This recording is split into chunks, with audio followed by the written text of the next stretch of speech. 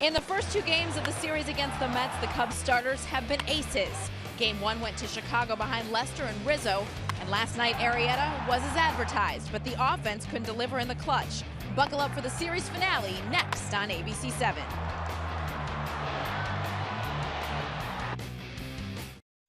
Right now from ABC 7 Chicago.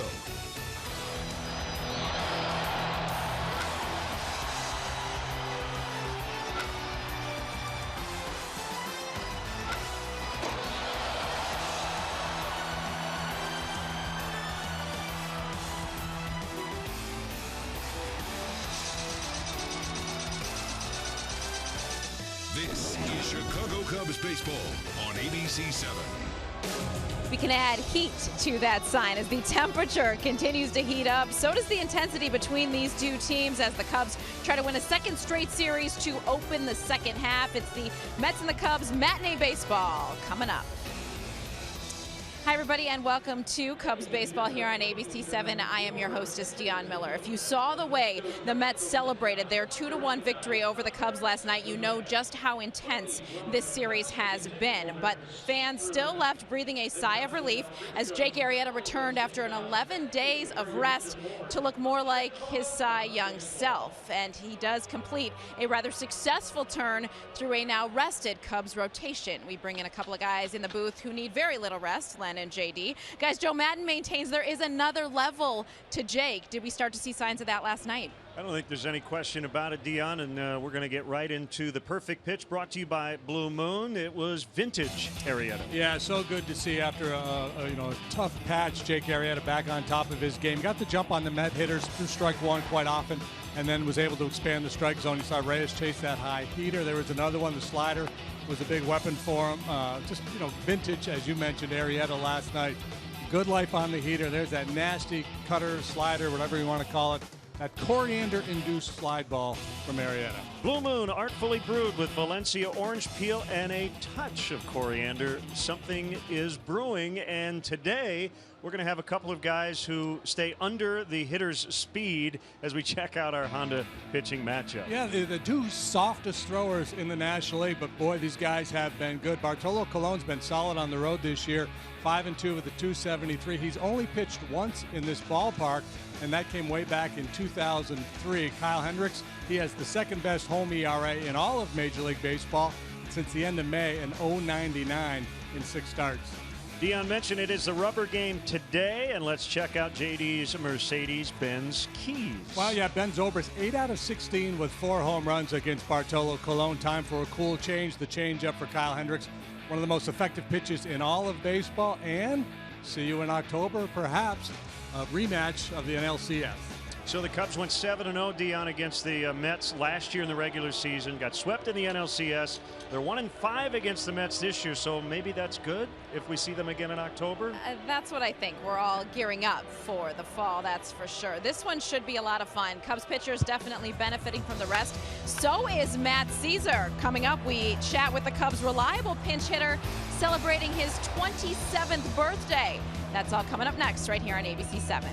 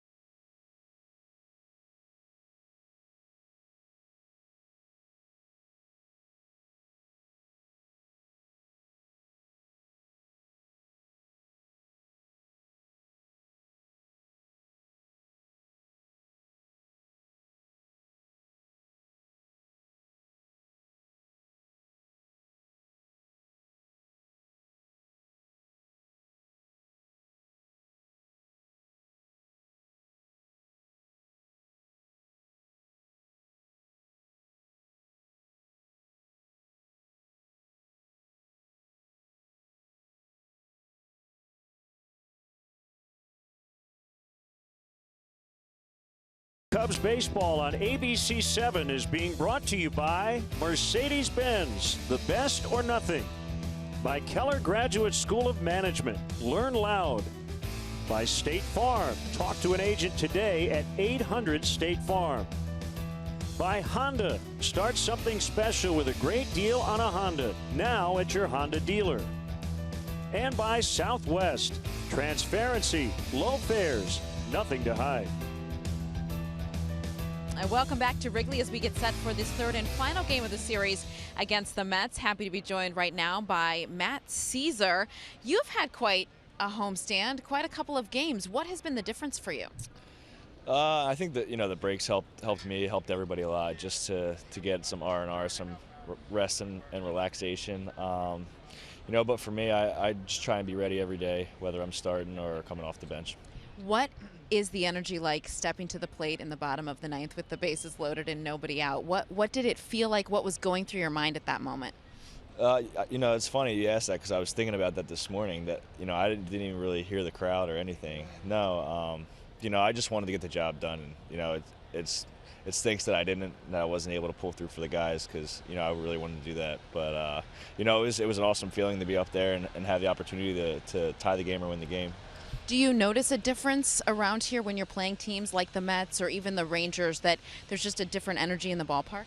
To be honest with you, we have 40,000 at every game, so it's pretty much the same every game, and it's kudos to our fans. They're always here to support us, and it's great to have them here.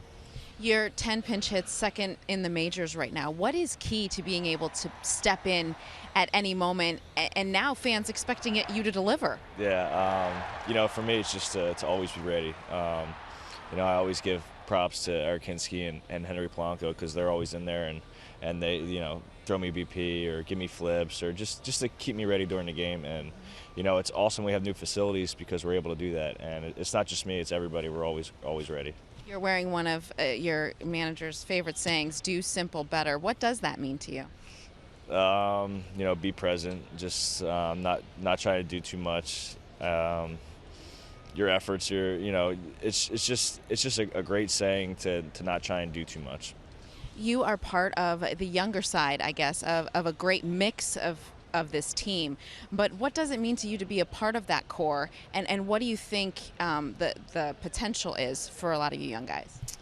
I think our potential is sky's the limit. We're coming together. We have a great group of guys, veterans and younger guys, and our veterans are awesome. The younger guys are awesome. So for us, we just got to keep doing what we're doing and take one game at a time. Well, I think you're getting better with age because it is your 27th birthday. Happy birthday. Any special plans for the big day? Thank you, by the way, and probably not. We're just going to go. My wife and I are probably going to go to Joe's main event, and I might have a cocktail. But other than that, no, just hanging out. Well, hopefully it's after a victory. Thanks so much, Matt, for joining us. We are getting closer to first pitch here at Wrigley Field. Kyle Hendricks on the hill for the Cubs as they wrap the series with the Mets. We will have more right here on ABC 7 after this.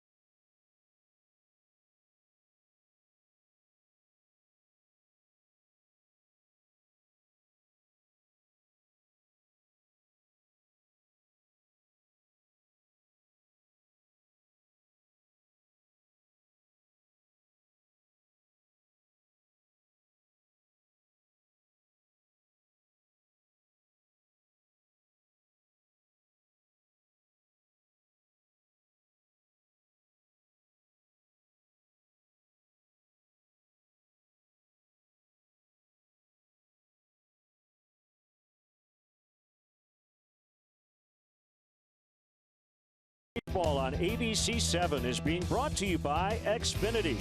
Xfinity X1 will change the way you experience TV.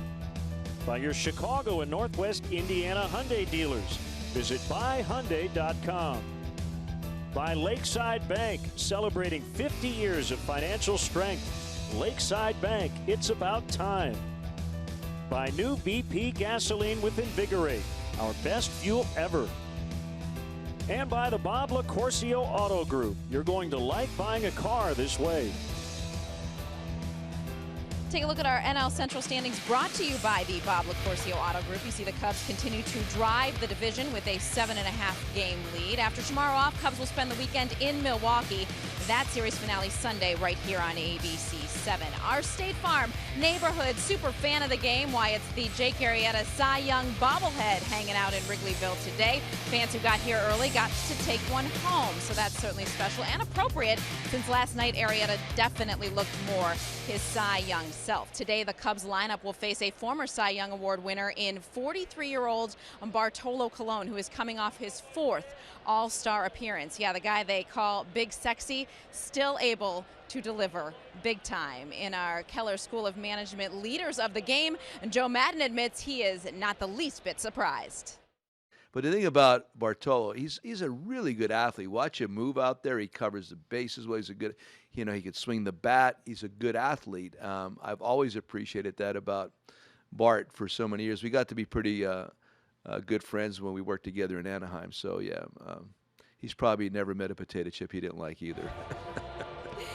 It has been a playoff-like atmosphere over the last 2 games, and no doubt that will continue today. So relax, grab your chips, get comfortable. Len and JD have the call. First pitch coming up right here on ABC7. Enjoy the game, everybody.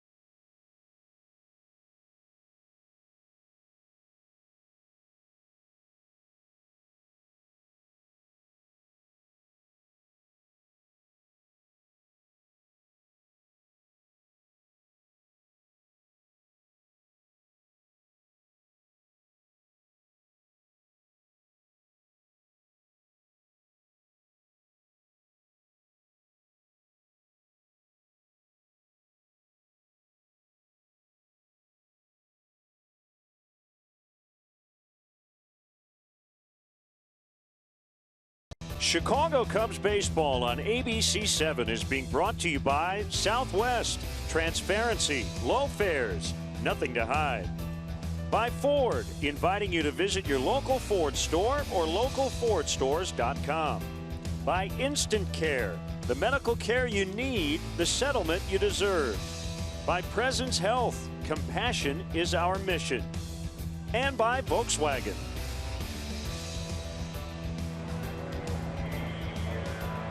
Welcome back to Wrigley Field as we get you set for Cubs baseball today. Today's HD broadcast is brought to you by Xfinity. Xfinity X1 will change the way you experience TV. Cubs have taken the field behind right-hander Kyle Hendricks. And let's check in on the ESPN 1000 Mets lineup that will face him. Jose Reyes getting a rare start at short. He's been playing third since he came back to the Mets. Granderson in right. Flores playing third today and has had big numbers against the Cubs. 3 of his 6 home runs this month have come versus this Cubs team. Loney, d'Arnaud, Johnson in the middle. Lagares, Conforto, and Colon at the bottom. Cubs defensively, and it's brought to you by Chevrolet. Wilson Contreras in left, Jason Hayward, the Gold Glover, center. Ben Zobrist will play right today. Bryant, Russell, Baez, Rizzo, third to first. Miguel Montero back behind the plate, and on the mound, the professor, Kyle Hendricks, having a heck of a year. 8-6 with a 2.41 ERA, among the league leaders with that earned run average. The league batting just .205 against him. He's been on a very nice roll. His last 5 starts, he's 4-0 with an .093 earned run average. A 1.70 ERA going all the way back to May 22nd for Kyle. Now the umpires, Jim Wolf has plate today. Gabe Morales at first. The crew chief is Gary Cedarstrom at second. And Eric Cooper is over at third. It's hot, it's humid, and it is overcast. A lot of cloud cover. And weather at first pitch is brought to you by 4 Seasons Heating, Air Conditioning, and Plumbing. And the AC would come in handy today for all the right reasons. Call 866-4 Seasons. It feels like probably in the mid-90s, and that's going to be a real challenge for the pitchers, especially for Bartolo, you would think. Cubs wearing their 1988 throwbacks. Cutter strike from Hendricks to Jose Reyes. The Mets are wearing their 1986 throwbacks. They were celebrating their 25th season. They've got a patch on the left sleeve, and you remember how the '86 season ended as they won the World Series. So Reyes chasing high fastballs from Jake Arrieta last night. So even though that's not a big part of the game plan typically for Kyle Hendricks, this is a guy who's all about making adjustments and exploiting the weakness of opposing hitters. 1-2 is popped foul and behind the Cubs dugout.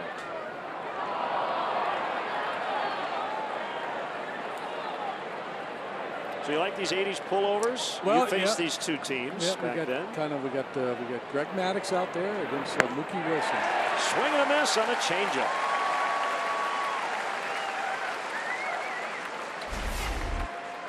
Kyle Hendricks' changeup is the most chased pitch in all of baseball. CHASED. Because it's not chased the other way, it's nasty. Most of the fastballs are sinkers. The curveball pitch he rarely goes to. Sometimes second or third time through the order, he'll mix a few more of those in. Strike on Granderson. That's a freebie. Granderson almost always takes the first pitch. Bunted to third, and it's foul. Russell over there with the shift on against Granderson. Granderson, a pull hitter. This Met club primarily fly ball hitters. They don't hit the ball on the ground that much, so that will be interesting to see if Kyle gets his fair share of ground ball outs like he normally does against this team that's pretty good about getting it airborne.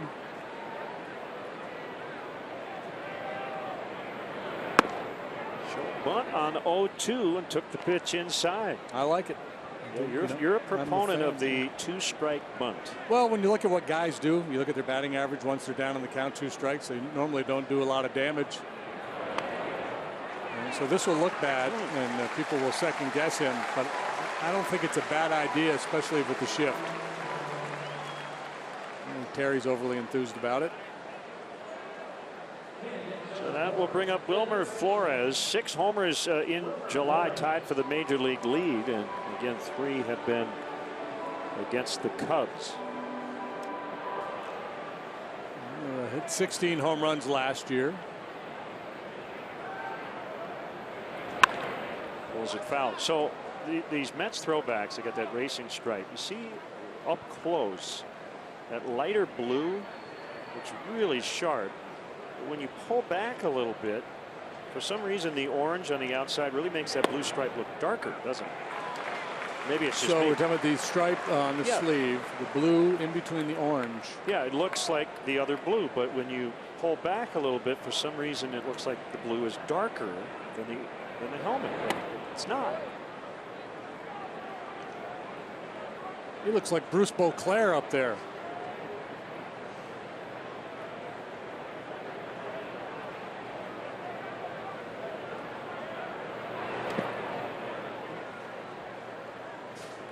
I think these guys should wear the pants the way guys did back in the mid to late 80s. Nobody wore them like that. No. Except for George Hendrick. George Hendrick. He was the only one. James Loney on deck's got the stirrups on and orange socks underneath. But Kyle Hendricks just struck out the side. Pretty good start.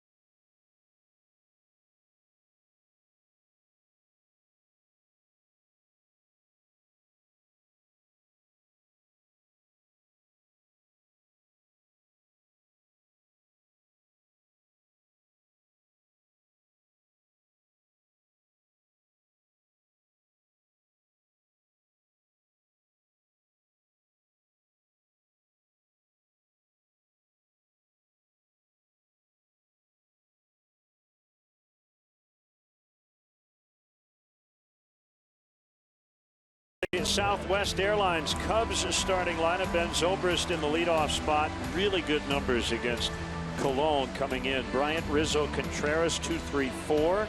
Jason Hayward moves up a spot to 5 with Russell 6. Miguel Montero back-to-back starts. Javi Baez has been hot as of late. He's hitting 8th ahead of Kyle Hendricks.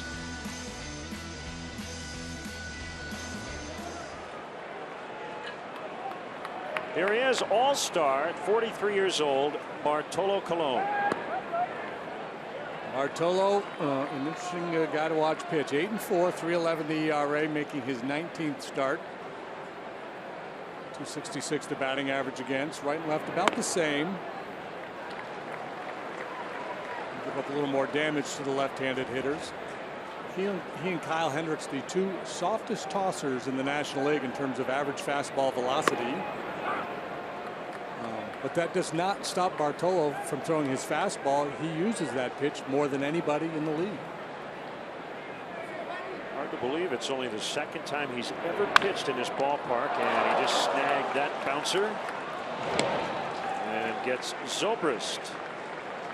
Let's take a look at the Mets defensively. It's brought to you by Comcast Business. Conforto will play left today. He was in right yesterday. Lagares, the speedster, in center. Curtis Granderson, man's right field. Flores, Reyes, Johnson, Loney, third to first.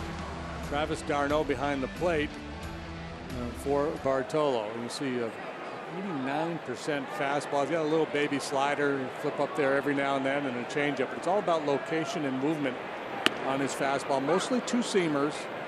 And if he's getting that pitch called right there, whether it's off or on the edge to the right-handed hitter away, and then that come back to the inside corner against lefties, that's his bread and butter. Outside 1-1 on Bryant.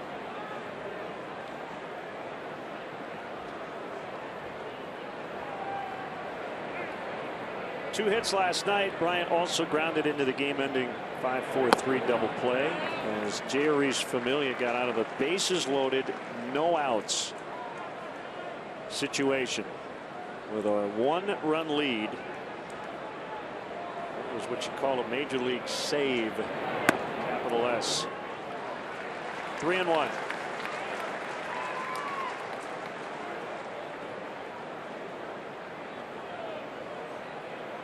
Walked the first two, gave up a bunt single, and then found a way out of it. Bryant bounces foul. Hooters hot play of the game brought to you by your Chicagoland Hooters, the original wing joint. Reyes had made a defensive mistake earlier in the inning, fielding the Baez bunt that probably would have gone foul. And James Loney with a great pick to complete the double play. Yeah, they had to be really sharp there, and all parties were. Great turn by Walker at second base. Chris with the white shoes. So with the throwbacks, different look.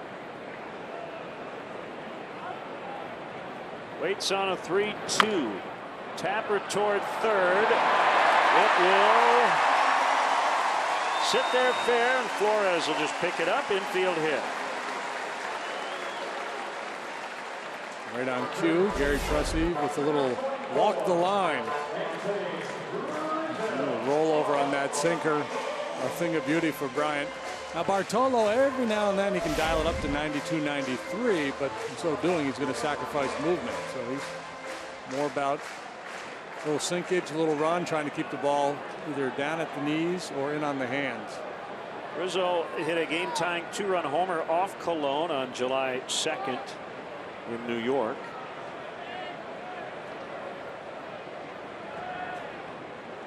And he pops it up.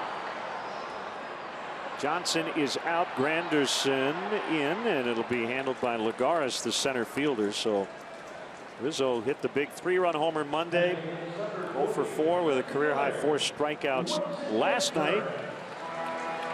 Pops out in his first at-bat today. Now Contreras.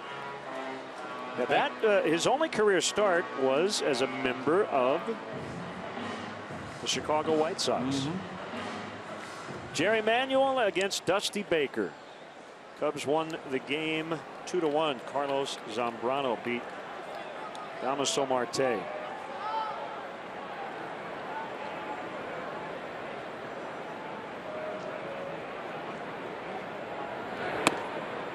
A strike on Contreras. Christina tweets us, blue and orange are complementary colors, opposites on the color wheel. Your eyes are challenged to process them close together, which might explain why that blue looks a little darker from a distance. Right up against the orange.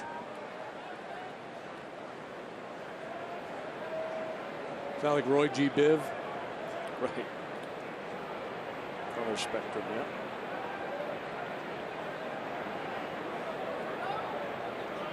Now, you had an interesting point earlier this year. Maybe it was last year. Only one? Well, no many, but the one I'm thinking of is when you said the Mets uniform, their colors, an homage to the Giants And the Dodgers. Correct. Yep. Dodger blue, Giants orange.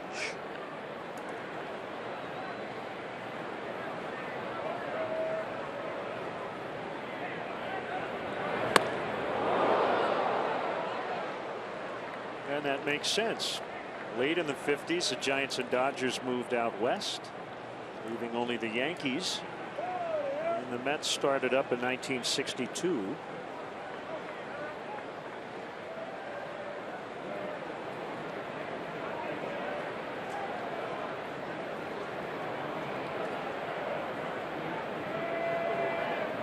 One on the way, swing, and that one got a big piece of Travis d'Arnaud.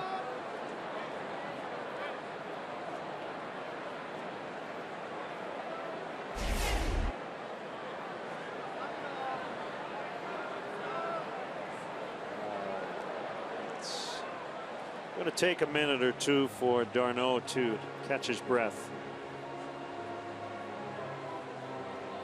Wilson Contreras, that happened to him on a recent road trip. Remember, he kind of danced around the infield for about 2 minutes. Yeah, he was a little less subtle in dealing with it than most.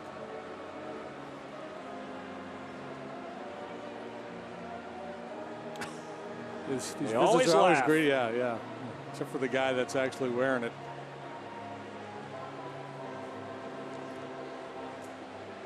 I mean, there's one area everybody laughs. Guy's doubled over in major pain, and his teammates, his manager. Well, it's a popular culture. You can't watch a kid movie these days without somebody taking one. It's like a punchline. Well, Gary Pressey might play Rolling Stones or something.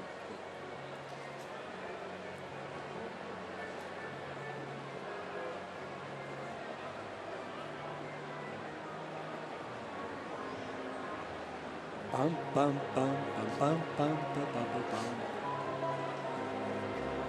Yep. Thing working. All right, kid, go get him.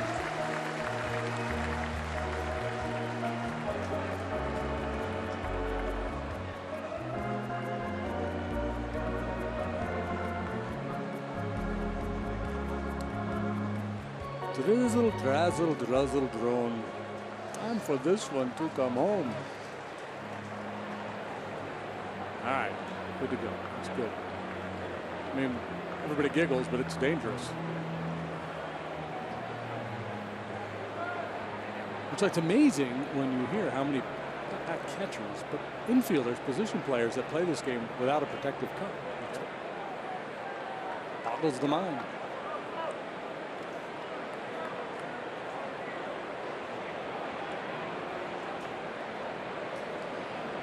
One and two on Contreras.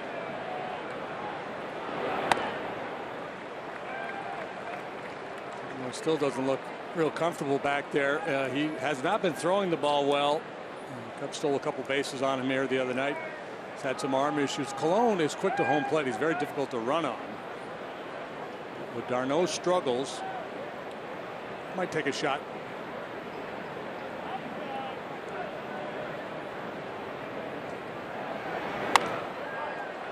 Fouled out of play. Mets play Contreras, a full hitter on the infield. Regardless on center field is actually playing him a little bit the other way. But look how tight to the line Flores is there at third base. With the pull shift on. Basically playing like a no doubles defense late in a tight game.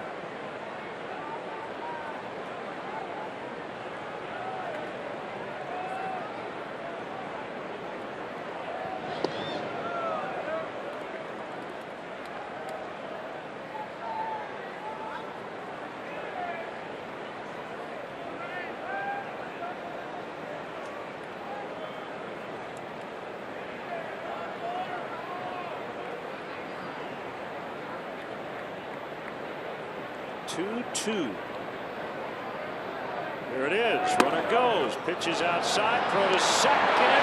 Bryant is safe. Full count on Contreras. Chris gets his 5th steal of the year.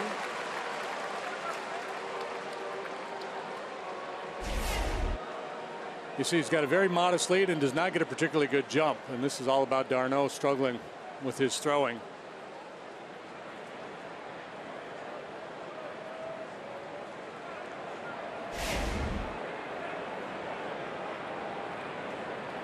Cubs have been running a lot. They've got 6 steals over their last 5 games. They had 5 over their previous 24.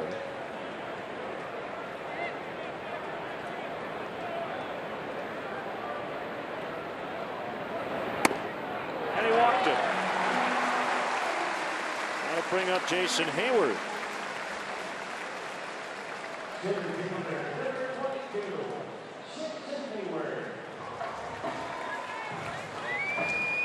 Jason has good numbers against Bartolo.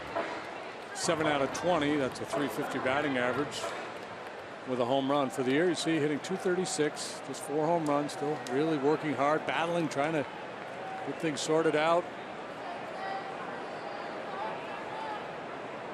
Keep those babies hydrated today, man. Chomping on the gum. 1st and 2nd. Here's a pitch. Ball 1.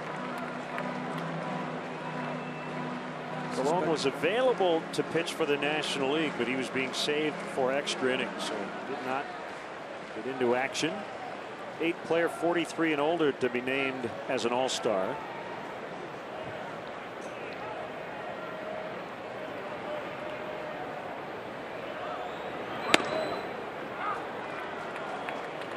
He replaced his teammate Noah Syndergaard, I believe. Injury replacement.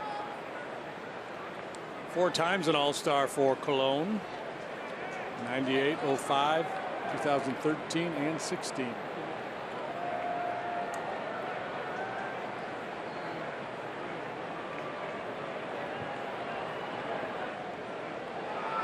It's interesting, the Mets have all these young stud pitchers light up the radar gun, but they've had all kinds of injury problems, and Bartolo just keeps on slogging along.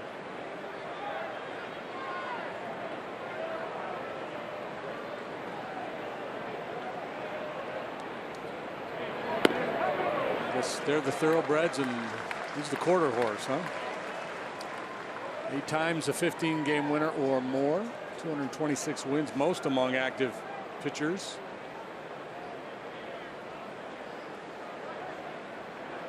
Cy Young Award winner in 05. He was an angel that year, won 21 games.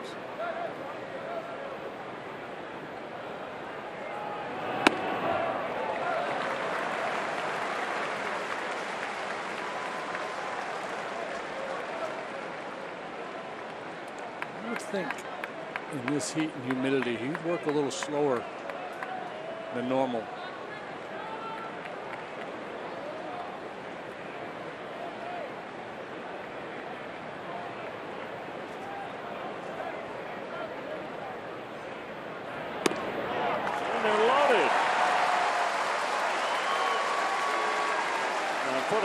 Cologne replaced Madison Bumgarner, National League All-Star roster. They haven't scored yet. They're making him work like they did Syndergaard in the 1st inning last night. Want to cash in, though. Addison Russell. Yeah, that was definitely a big theme of the ball game last night, not just in that 9th inning, but early. Some missed opportunities. Of course, guys like Syndergaard, it causes you to miss opportunities.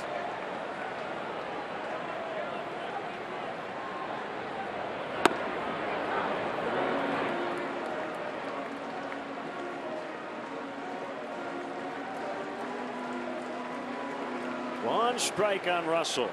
He took a leadoff walk in the 9th. As the Cubs trying to rally.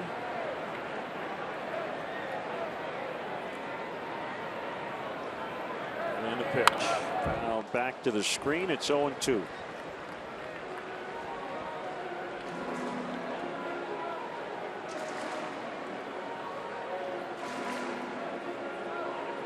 Yeah, this game is hard to explain sometimes. Backup catcher Rene Rivera with the big 2-out game-winning hit in the top of the ninth, and MVP candidate Anthony Rizzo had 4 strikeouts.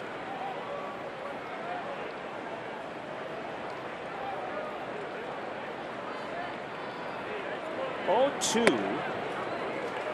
And 1-2. Is he going to throw him a pitch inside the box again in this at bat? I would say not on purpose.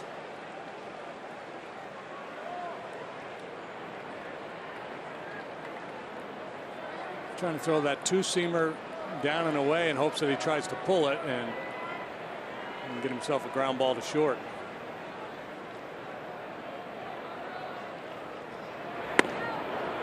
Two and two. In, out, up and down, just about all fastballs from Cologne.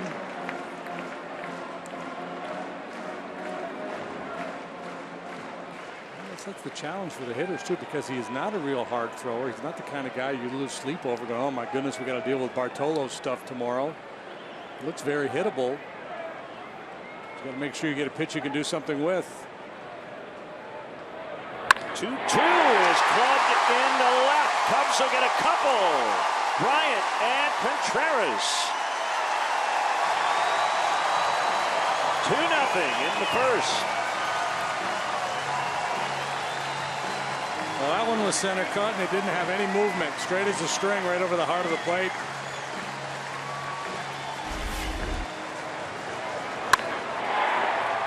Over that first run, first 2 runs, in fact, for the Cubs. Chicagoland's own E-Click Lending will donate $100 to the Pat Tillman Foundation, supporting military veterans and their families. High. And out over the plate for Russell, who now has 55 runs batted in. They gave him a double as well. Here's Montero.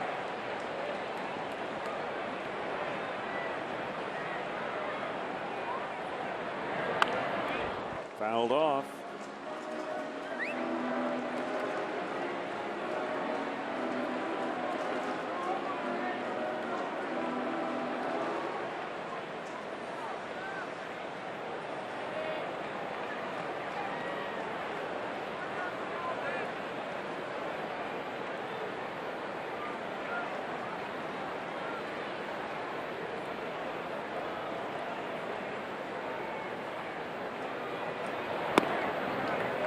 One and one.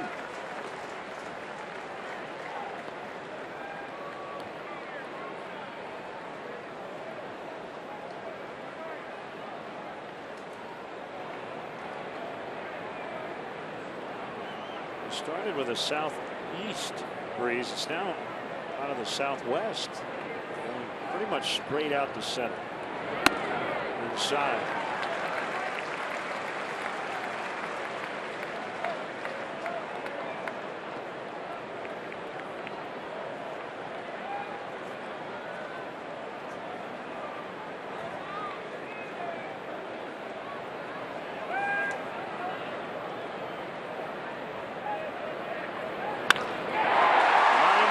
It's going to hold up for Conforto, and that will end the inning. Addison Russell knocks in 2 with a double. 2-0 after 1.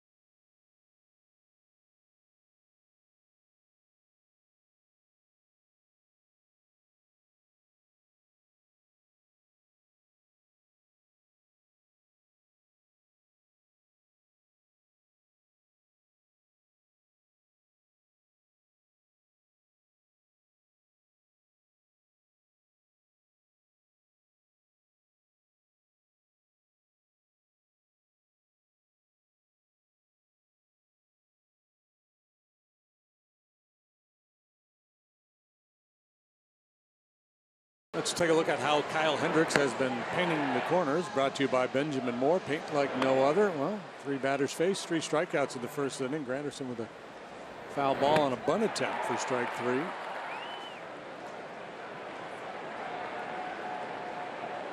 So Kyle has an early 2-0 lead as he faces James Loney. One of his former teams, the Dodgers, they keep taking hits in their rotation. Clayton Kershaw going to be out longer than originally thought. Hyun-Jin Ryu just went back to the DL, and now Alex Wood will have left elbow surgery, so he may be done for the year. It seems to me that Dodger rotation injuries has been a big story for 4 or 5 years now. Yeah, feels like it.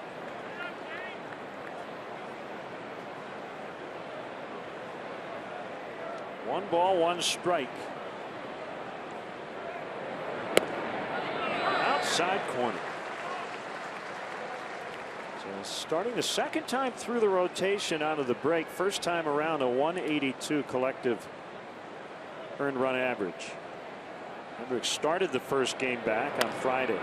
Off the end of the bat, a little soft liner, and out to get it is Baez. Cub fans, let's go. Plan now for the August and September push towards the playoffs. Tickets are still available for the second half, but don't wait. They're going fast. Visit Cubs.com today. Oh, a couple more just sold. As we were reading that promo, like 100 of them sold.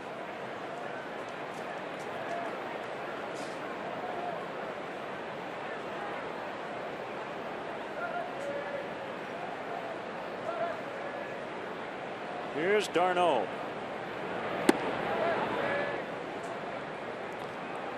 Fastball had a little cutting action. His changeup has the ability to do that as well. Fair ball.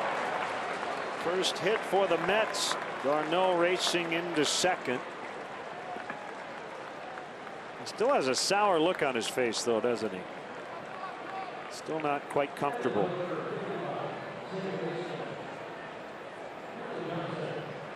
Everybody he talks to today is going to ask him about that foul ball earlier.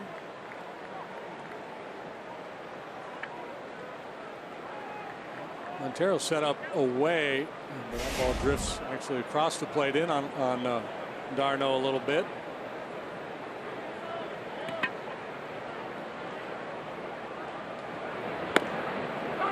Kelly Johnson playing second today.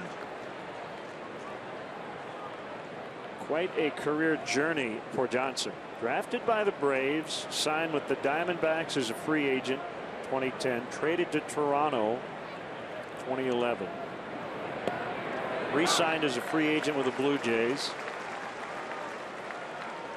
Signed as a free agent with Tampa Bay 2013. Signed as a free agent with the Yankees 2014. Traded to Boston. Traded to Baltimore within a month. Signed as a free agent with the Braves last year. Traded to the Mets. Signed with the Braves again. Traded to the Mets. Safe at first. Yeah, boy, you could see that coming.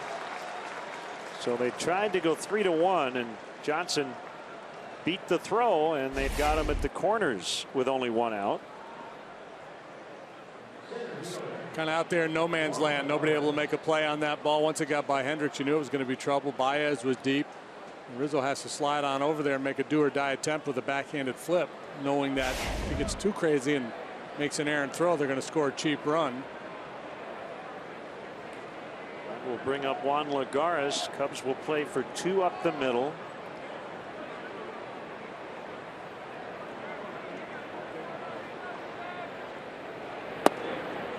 And ball 1.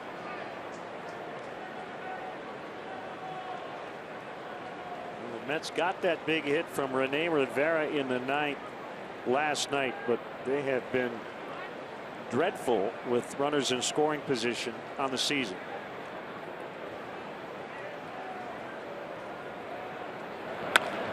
Ground ball to third. 5 to 4-3. Inning over. Ground ball specialist dials it up. Still 2-0 Cubs after an inning and a half.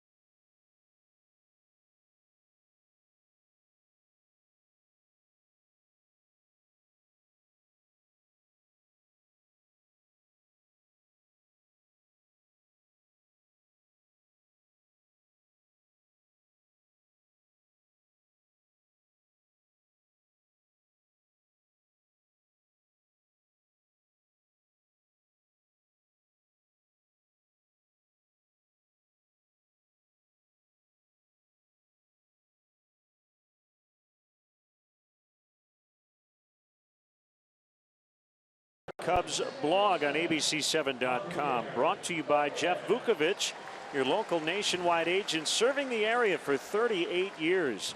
To join the nation, contact Jeff at jeffvuk.com. Nationwide is on your side.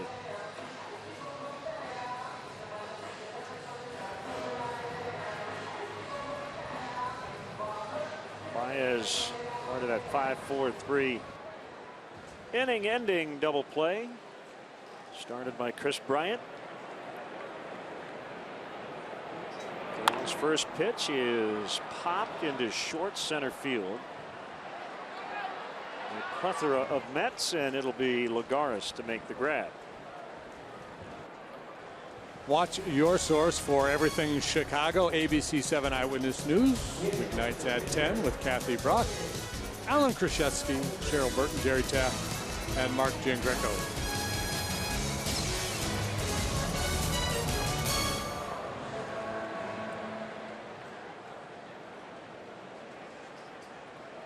Hendricks batting. Ball one.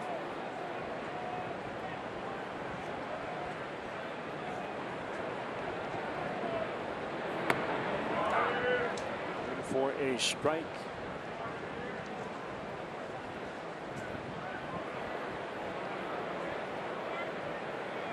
You'd never know it as you watch Kyle Hendricks do his thing.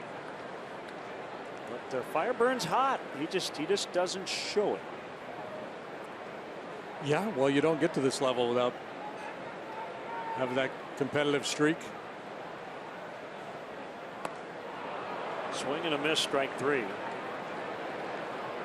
First strikeout for Cologne. Thursday, July 28th, Crosstown Cubs Series continues as the Cubs take on the White Sox at 7:05. Up to the first 10,000 early arriving fans will get a Cubs t-shirt presented by Express.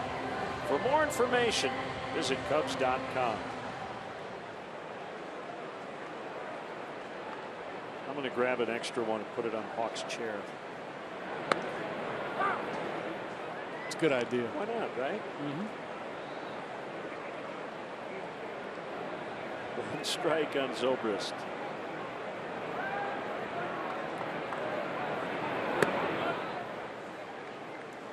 Keller Graduate School of Management, a statistic. 38 different ballparks in which Bartolo Colon has a victory, but there's not one here.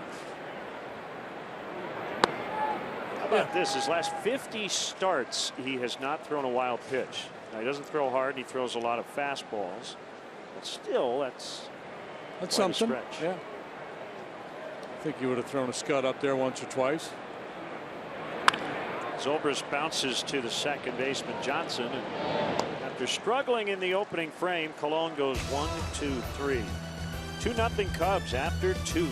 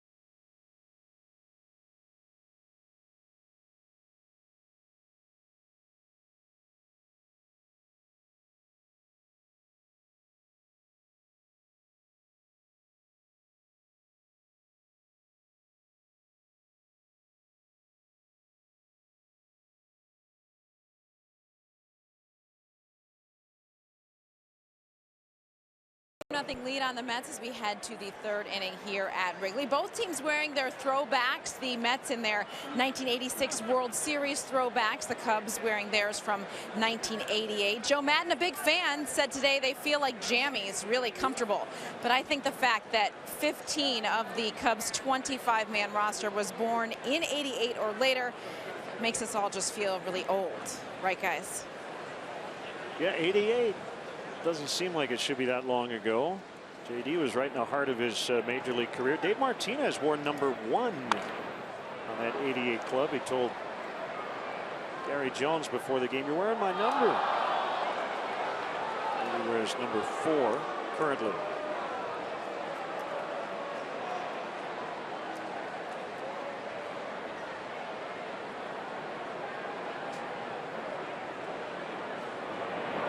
On Conforto, Cutter almost hit him.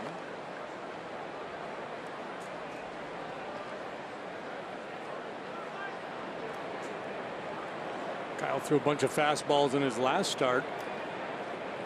I don't really think sinker, but he likes that cutter here today.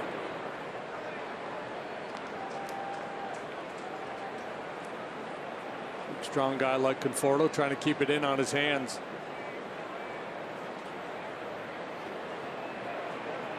(2-1). And he hit 90. Don't see that very often. It's 2-2. Might have been the 4-seamer. Usually the guys.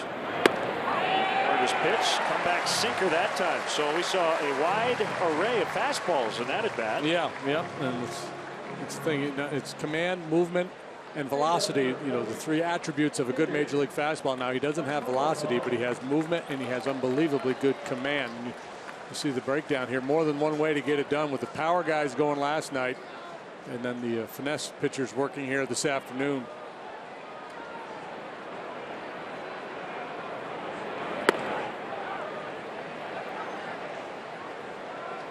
On occasion, Bartolo will stride up to home plate and tell the catcher, "Hey man, just go ahead. I'm not swinging. Let's get this over with." He swung earlier in San Diego and hit a home run. Oldest player to hit his first major league home run. Came a little before his 43rd birthday. And he strikes out. The historic moment brought to you by State Farm off James Shields before he got traded.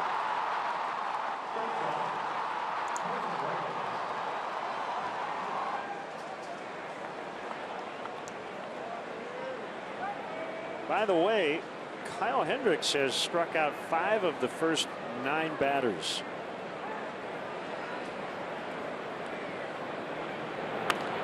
Reyes with a foul pop back over the Cubs dugout. Yeah, when you think of Kyle, you think about ground balls, but you know, he's running a little bit better than league average strikeout rate, and every now and then he'll dial up a big strikeout game. He had 12 strikeouts against the Pirates back on June 19th.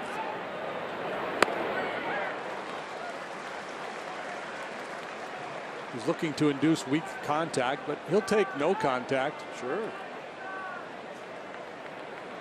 4th in the majors in earned run average. He almost went after a change. So tempting.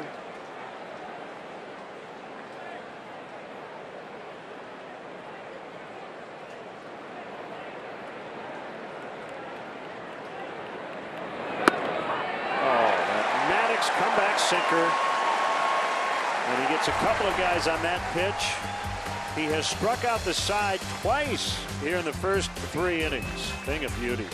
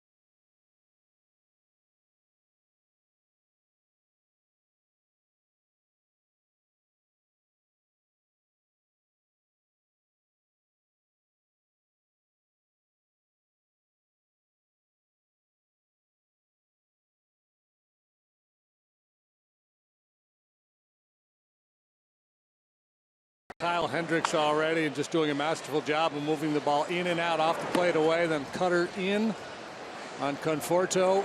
And there's another one. Keep him aware of the inside part of the plate. And a little paint job over the outside edge. Now we're going to come in again, but it's not going to cut. It's going to run back to the inside corner. He abused the youngster.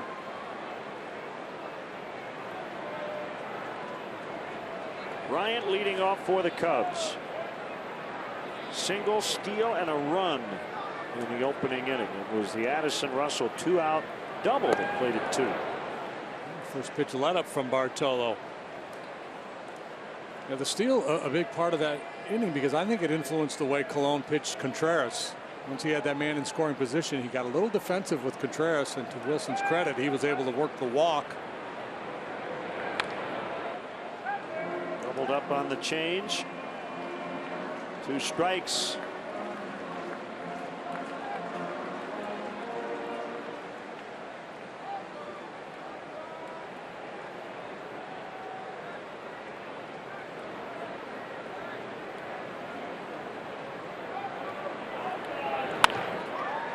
ground ball toward the hole. Backhanded Reyes. He gets rid of it quickly. Loney stayed on the bag.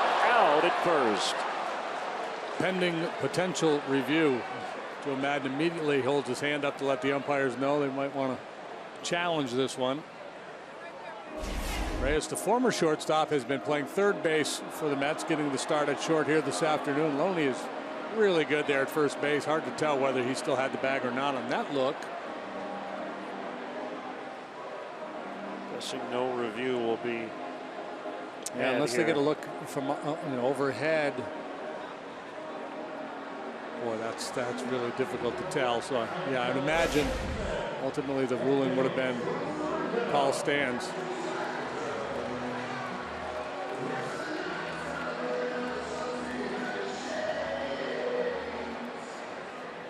Here's Rizzo. 354 over his last 43 games coming in.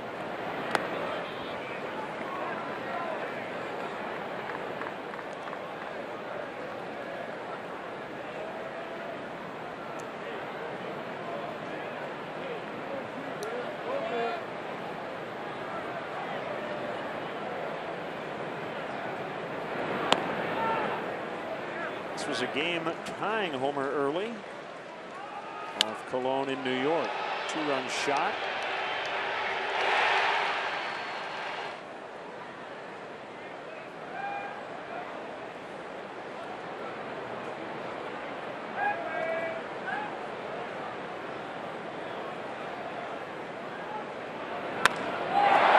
Launched deep right, way back, and it will go. 3-0.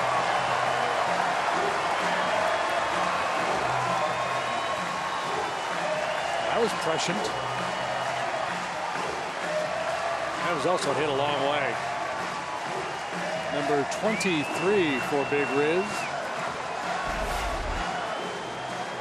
Toyota home run replay. They all rise and wait for that moonshot to land. That's appropriate. What a beautiful swing. Yeah. 4 punch outs last night. Clearly frustrated when he flew out in his first at bat. He had to feel awfully good. Third for Anthony Rizzo. Let's take a look. Exit velocity 107 miles an hour off the bat. Brought to you by Toyota. Contreras. It's a ground ball to Flores. 2 gone.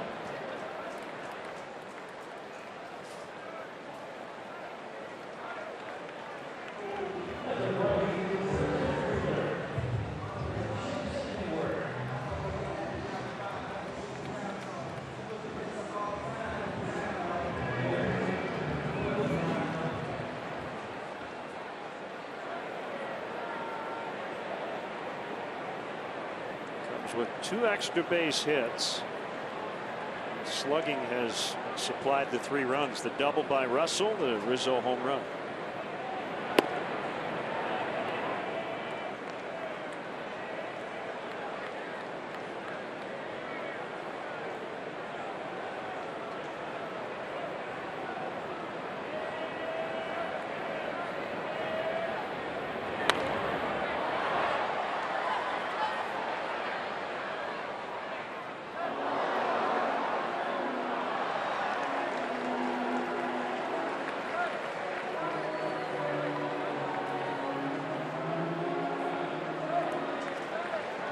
Continues to work with John Maley, trying to make some adjustments with his swing, trying to get a little freer, get those hands pushed away from his body a little bit. Using a little bit of an overlapping grip to try to take his top hand out of the equation a bit.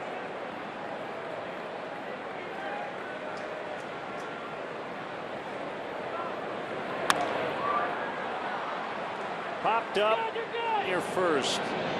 Loney's got it. The inning is over. Anthony Rizzo leading the National League since 2013 now with 109 home runs, and he got all of that one. 3-0.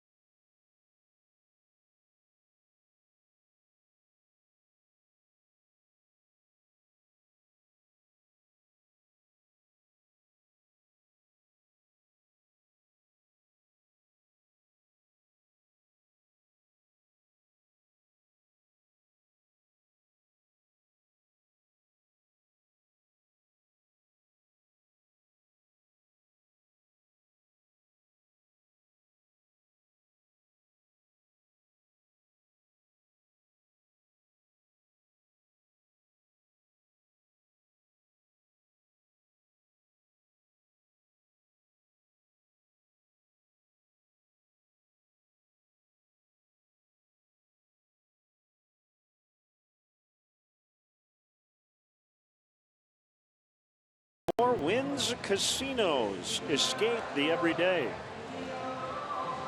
One of our biggest fans.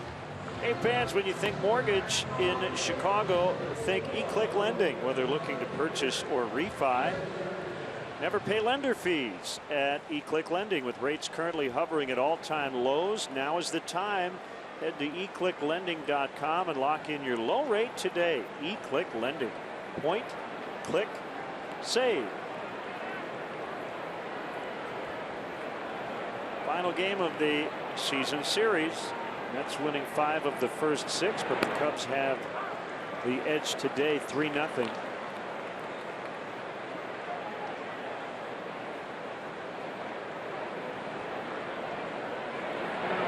Chicago native Curtis Granderson could not get the changeup. Tried to bunt with 2 strikes last time with the pull shift on, bunted foul for a strikeout. Finds himself down 2 strikes again. Would he have the nerve to do it again?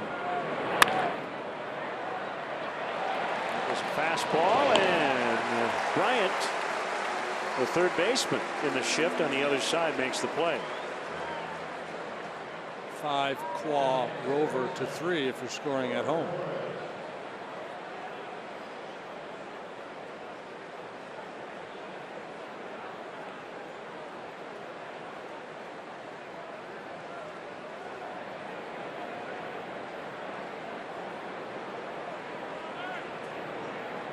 Pitch to Flores, sinker on the outside. Kyle really hitting his spots today.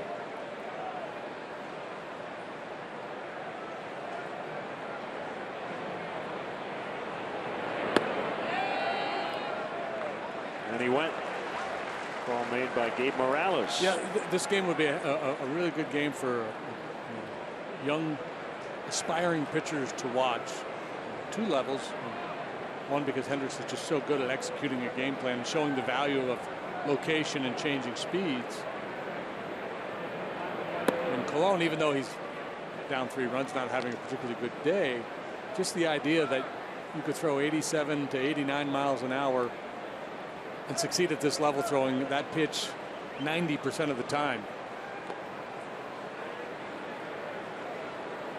Talk to young kids, you know, and they want to talk about pitching in the first. How do you throw a curveball? How do you do, you know?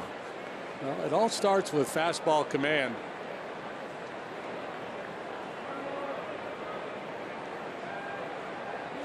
Two changeup. Pulled foul. So that pitch was up a little bit, but it was in. And Flores was way out in front.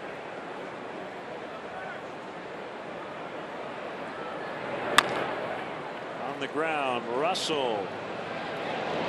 Out number 2. Time for the Keller Graduate School of Management League leaders. Back to June 1st, only Max Scherzer is a better earned run average than Kyle Hendricks in the National League.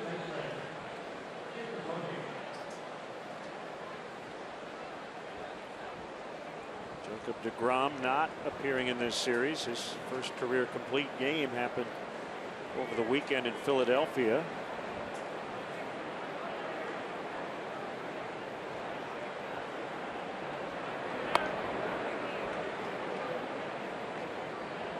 Only with the old-fashioned stirrups with the orange socks underneath. That does not ring true to 1986 to me. The guys wore the orange socks underneath. No, the A's, cool. the A's would wear the yellow sandies back in the day. But they were the only team. Charlie Finley's group. This is a nice blend of the old and the new. That is a ground ball the other way. Contreras will surround it. Loney's going to stop with a single.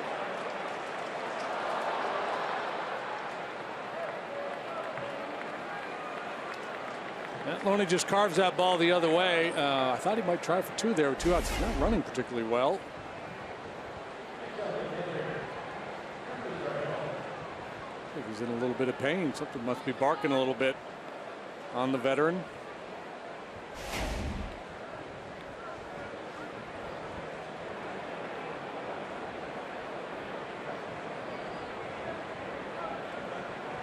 Mets, like the Cubs, are off tomorrow, so Terry Collins choosing to rest some of his veterans. No Cespedes, no Walker, no Cabrera here today. Give them essentially 2 days off.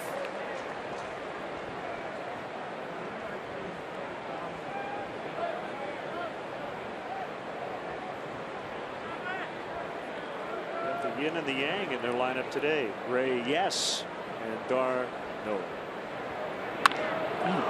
Line shot, base hit. Back-to-back two-out singles. Darno's 2 for 2.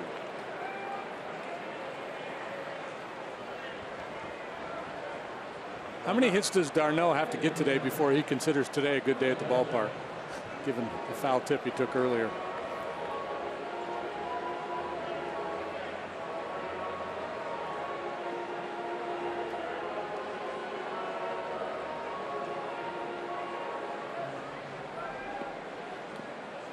Kelly Johnson, an infield single last time, just a little slow roller in between the mound and first base. Put up good numbers since joining the Mets.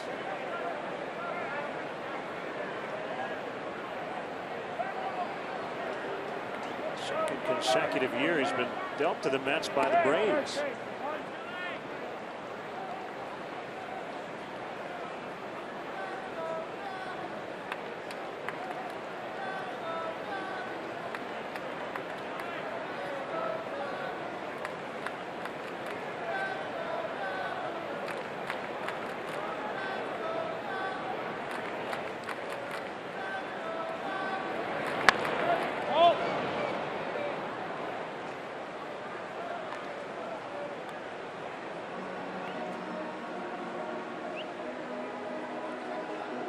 Lead 3-0, top 4.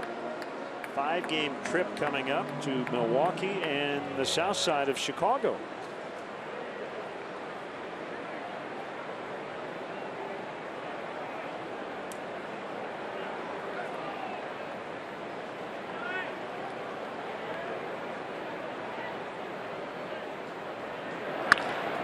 Another line drive, base hit. Loney around third. Here comes the throw by Hayward, and he's out! Oh, what a throw!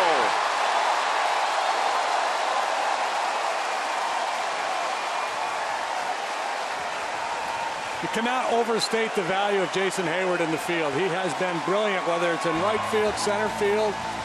This guy can flat out play, and what a cannon he has. Not only strong, but accurate. Montero playing possum there, standing upright, awaiting that throw from Hayward. Nice pick and tag by Montero to end the inning. What a throw.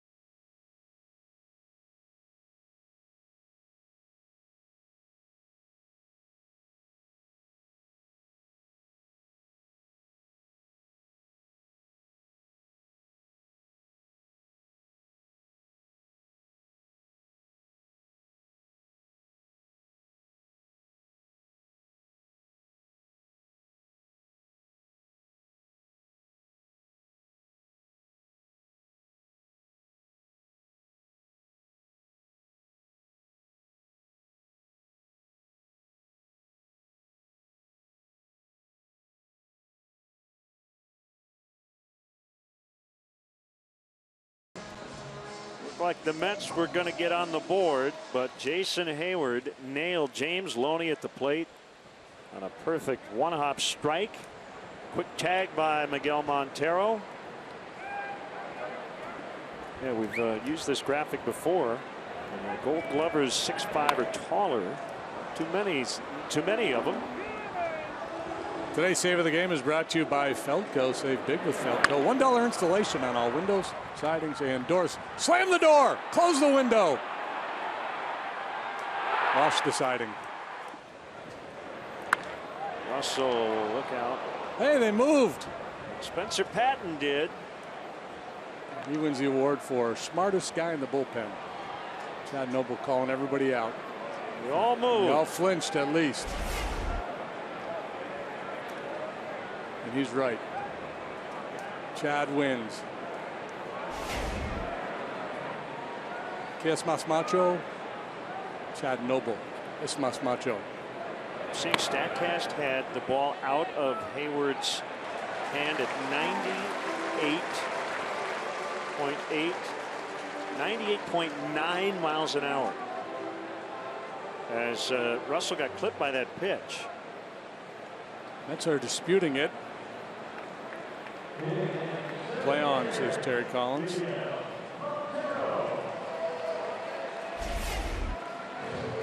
That is the Buster's forearm there, just above the elbow, below the elbow. Third time, right? In each game of the series now, we've had a man. There's been a man thrown out at home plate by an outfielder. Yep. Jake Arrieta thrown out last night by Michael Conforto. Cespedes in game 1 of the series.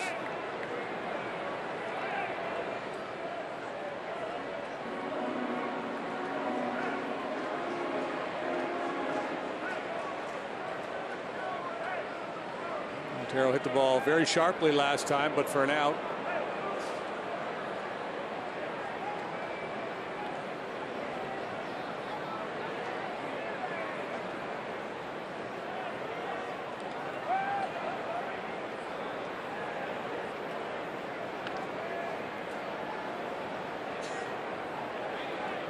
You made a good point about the Hayward throw. It's not that he just has a strong arm. He's got a very accurate one. That combination is pretty rare. Well, and that's what a lot of people that have been around the game a long time lament. That part of the game. Teams don't take infield practice before the game anymore. I mean, guys get out, they get their ground balls and stuff during batting practice, so that's not an issue. But another part of infield practice was outfielders throwing to the bases. There's a school of thought that says outfielders aren't as accurate as they used to be because they don't do as much of that as they used to in practice.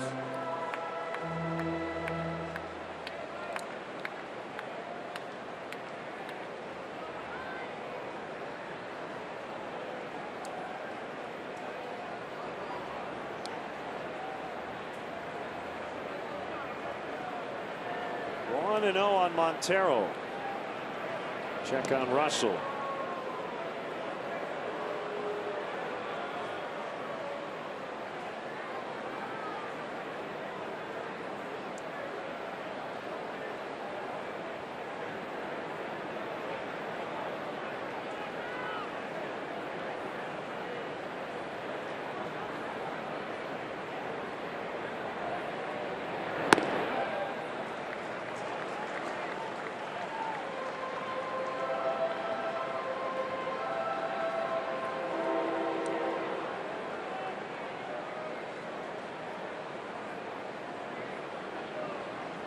Two 2-0 with the wind blowing out.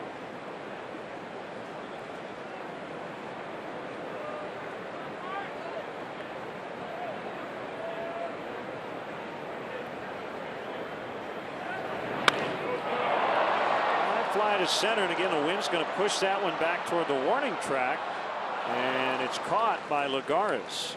It'll send Russell back to first. That might be a possible tag play. We'll go back to that in a second. Let's check out these throws to the plate. Always a gamble when you run on Cespedes, but this was with 2 outs. It made perfect sense to try him.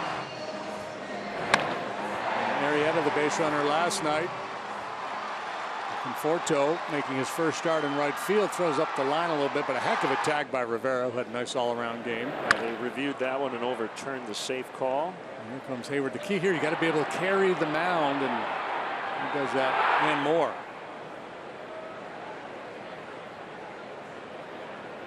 Here's Baez. And the ground ball, base hit.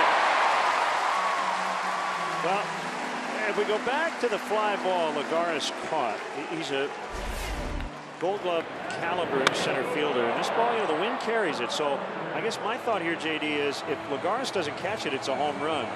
And he's backpedaling. Should Addison maybe have tagged? Yeah, I think I like the tag play there. It's kind of next level thinking. A lot of guys aren't going to tag on a ball like that. But you're right, as high as that ball was hit, if it stays in the yard, Lagares is going to catch it.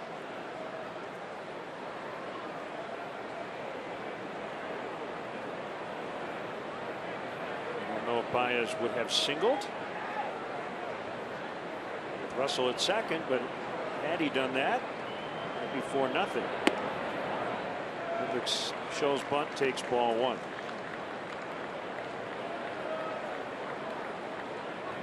Sometimes that's an easier read from up here than it is down on field level. You get a sense of the the depth of the fly ball.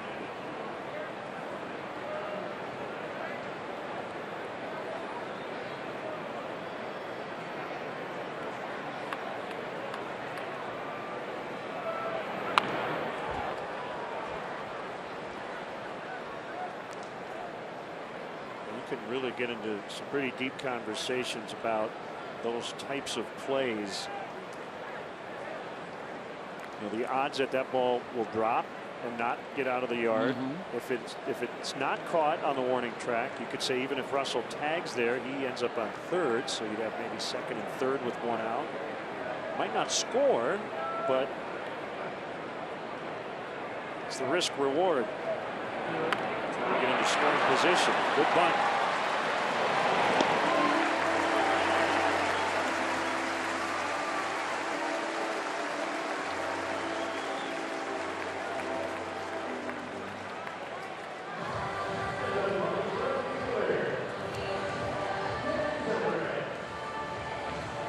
So two in scoring position for Zobrist. Well, we had a conversation with Joe today, and he talks about a lot about his young players, guys who didn't spend a whole lot of time in the minor leagues. They're very skilled and they bring a lot to the table, but they're still learning the game. So he says there's a number of times where he'll tell a guy something, and he goes, "I can tell it's the first time they've ever heard that." In a perfect world, that's not the case. They've been exposed to it all in the minor leagues. Yeah, we do tend to forget how young this team is for the most part. Bryant, Rizzo, Contreras, Russell, Baez. On the lineup today. Back to Cole right through his legs. But Reyes the man on the spot, and that will end the inning. How did that miss? 3-0 Cubs after 4.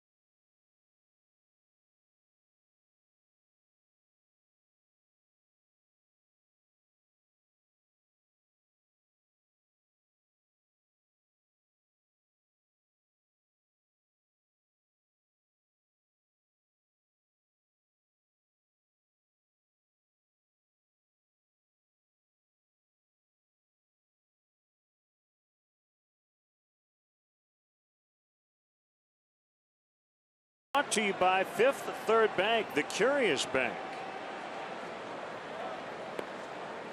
And this father-son moment is brought to you by Sport Clips Haircuts. It's good to be a guy with over 85 Chicagoland locations. Find yours at sportclips.com.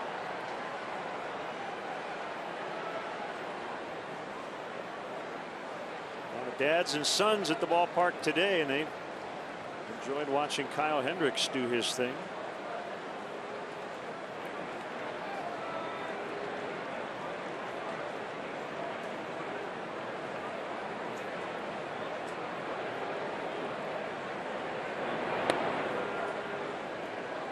Lagares takes a sinker low and out of the zone. By the way, there are 8 teams, 4 different matchups today involving throwback uniforms. This is one of those 4. Just tuned in. Cubs wearing their 1988 throwbacks. The Mets unis inspired by their 1986 look. A couple of bounces. Baez.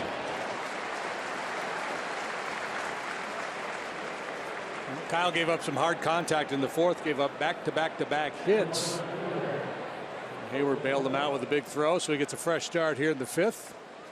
Still pitching scoreless baseball. 6-1 with a 1.50 ERA in this ballpark this year for Kyle.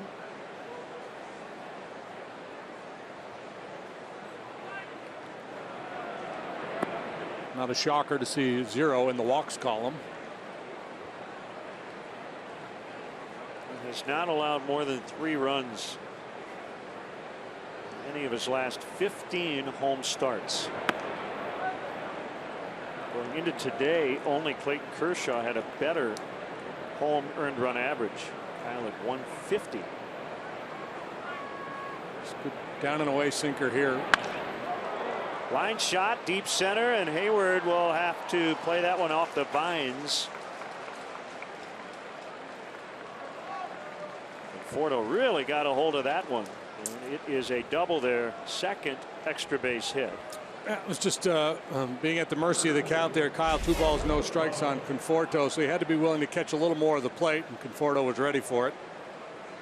Head down, good swing as Conforto tries to get his season headed back in the right direction. Got off to a great start, then went into a long funk, was sent down to AAA where he absolutely wore out AAA pitching for a couple weeks. Recalled, trying to provide a spark to this Met batting order.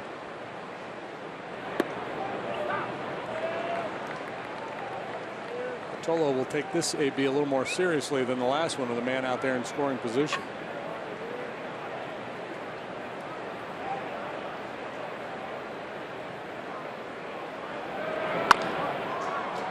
To Bryant, looks back the runner, throws to first. Experience the Budweiser bleachers under the left field video board, and one of the newest amenities, the left field porch. This private porch setting offers tremendous views of the game with both sunny and shaded areas. Available in 50 to 100 blocks. You will enjoy lounge style seating, unlimited beverages, and access 2 hours prior to first pitch. Visit Cubs.com/premier.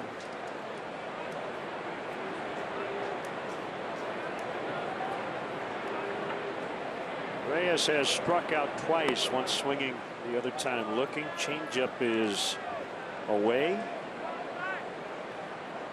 That's really with the key hit in the game last night, a leadoff triple for the Mets. Allowed them to score the tying run. He is the active leader with over 100 triples in his career.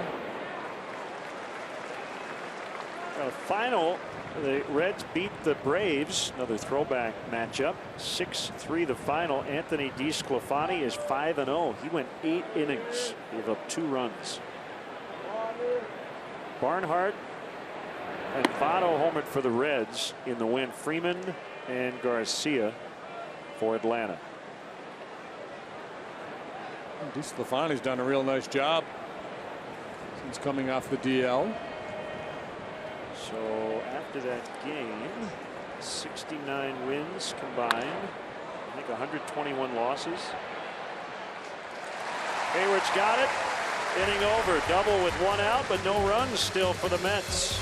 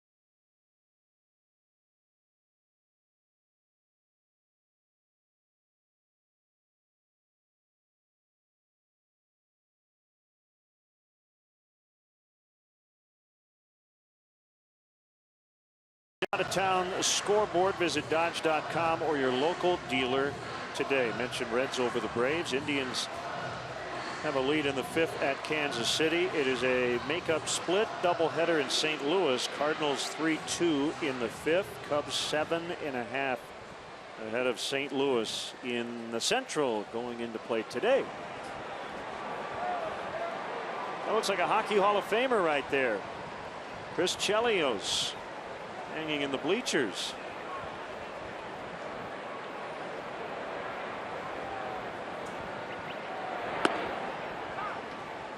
Strike 1 on Chris Bryant.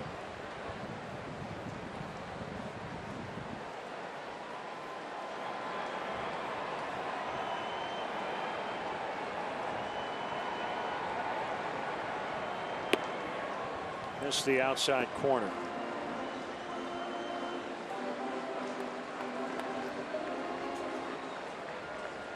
Now 7-0 Cleveland. Carlos Carrasco pitching well. Ian Kennedy's been cuffed around for Kansas City. The Royals do not engineer a big comeback. That'll drop them to the 500 mark.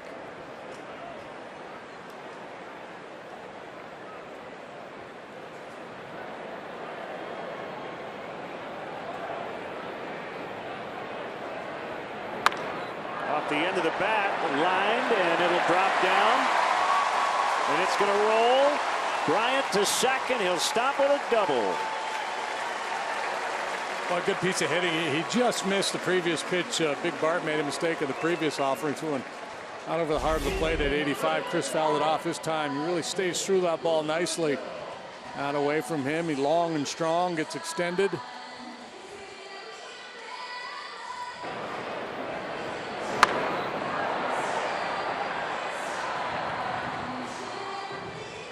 Pushes hard to second base, where he stands with nobody out. And Rizzo, after a towering home run in the 3rd,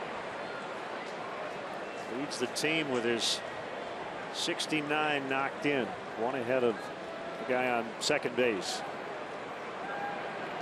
Check that, 4 ahead of Chris Bryant. Let's look at the Toyota home run cam. That's such a good swing, the way he engages those legs and then lifts that ball out of the ballpark. Pretty pure.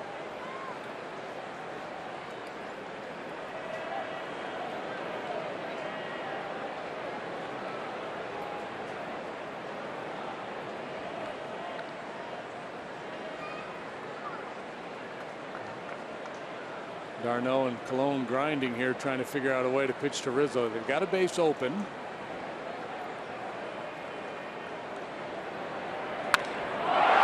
to right again.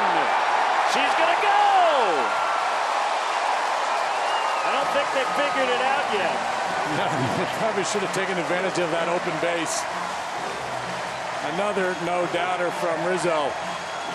His third one off Colon this year.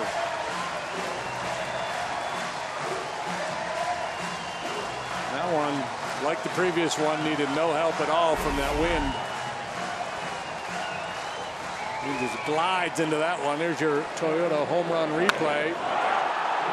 Anthony with numbers 23 and 24 here today.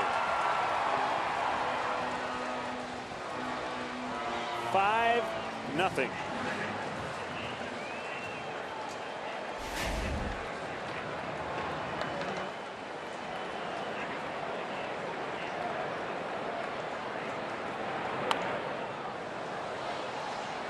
Home runs get a bad rap. Home runs get a bad rap? Well, everybody, you know, really wants you to get them in from third with less than 2 outs. It doesn't always happen.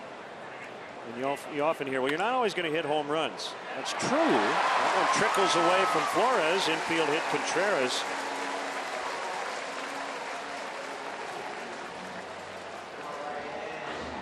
But home runs are fun, man. One swing, 2 run, bang. Yeah, they're kind of like touchdowns. Yeah. You always want your team to do the little things, but I like my team to do the big things too. Yeah, the big things matter. They're more important than the little things. Hence the They're adjective. big.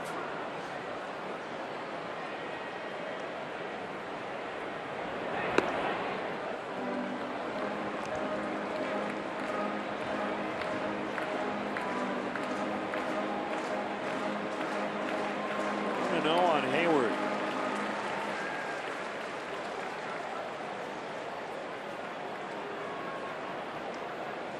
Double homer, single to start the 5th.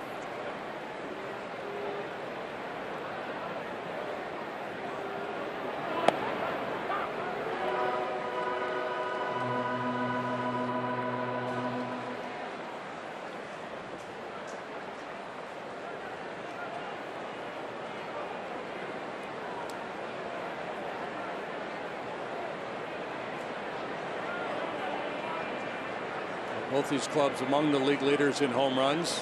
That's their second, Cubs 4th. Bounce to Colon, and he'll take the out at first.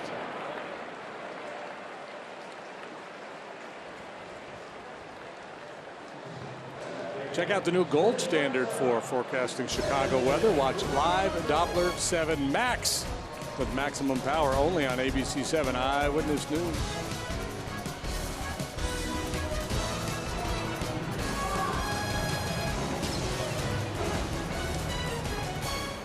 One good example, I think, of what we're talking about as Russell digs in is the 2005 White Sox. Yeah. And you remember that team that beat the Astros in the World Series. They were kind of pegged as a small ball team. It's the kind of style Ozzie Guillen liked to play. In 12 postseason games, the White Sox hit 18 home runs. They slugged. Yeah. Yeah, that's, you know, it's just one of those things people talk about every spring training. You hear managers talk about the fundamentals, and we're going to do the little things, and that matters. You do want to be able to do that, but usually the teams that are among the league leaders in runs scored, probably, you know, they're going to hit a lot of home runs, and they may or may not be among the league leaders and get them over, get them in. You want to have guys with that skill set, certainly, especially when you get into the postseason and you're up against frontline pitching, and it's tougher to stand in there and slug. I think we've seen improvements on this team. Bryant, Rizzo has been really good in terms of cutting down his 2-strike swing in the last couple of years. Ben Zobrist added to the mix. So the thought is you can still do the big things and get better at those little things. Well, and you also want a roster that allows you to compete against certain styles of pitchers. And we've talked a lot about a guy like Tommy La Stella. He becomes more valuable against guys with plus stuff because he's got that approach. Short stroke, puts the ball in play, handles velocity. Ball crushed into the upper deck.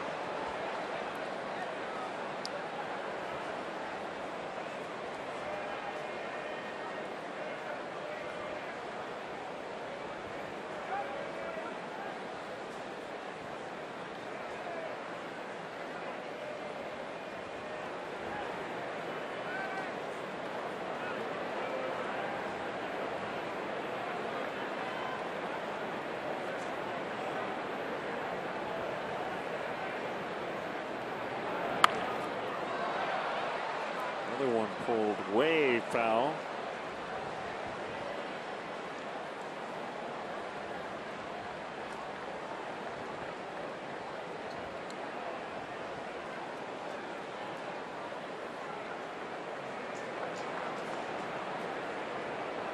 Already leading 5-0 and trying to add on.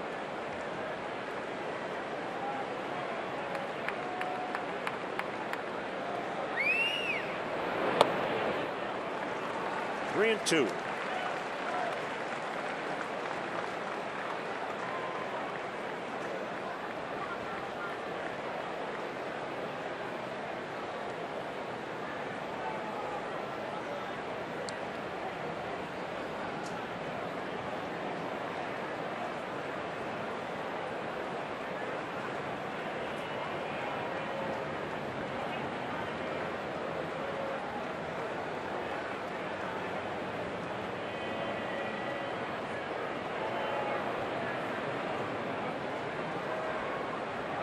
Cologne has a sign from Darno. Step off.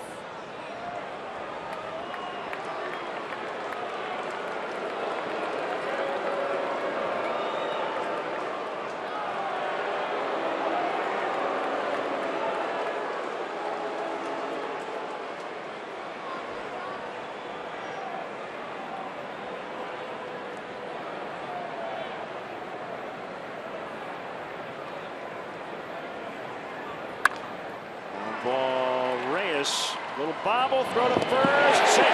Russell with an infield hit.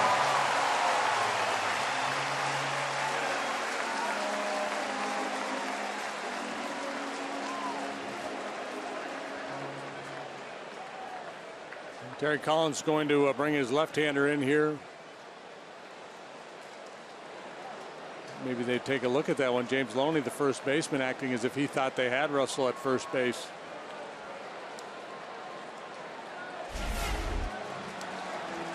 Safe.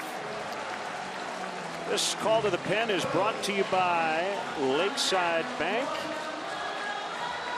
It's about time. And when we come back, it'll be Antonio Bastardo, 5-0.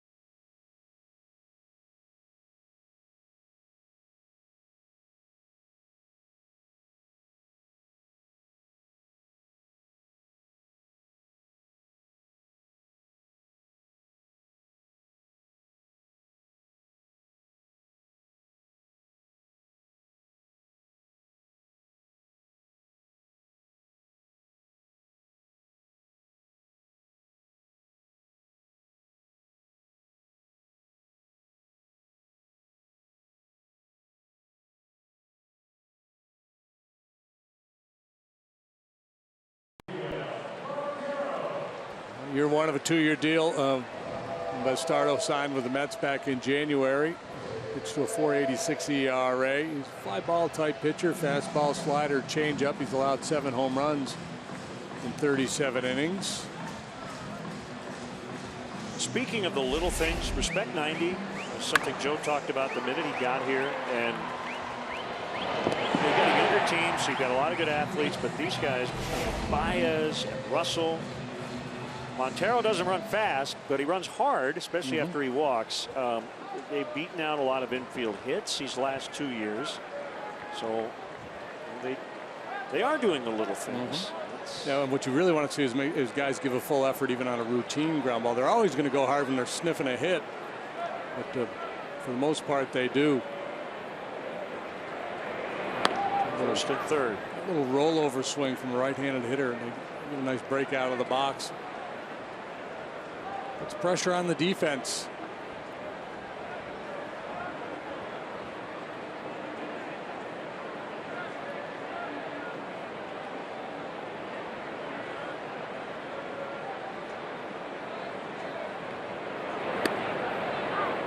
And 2.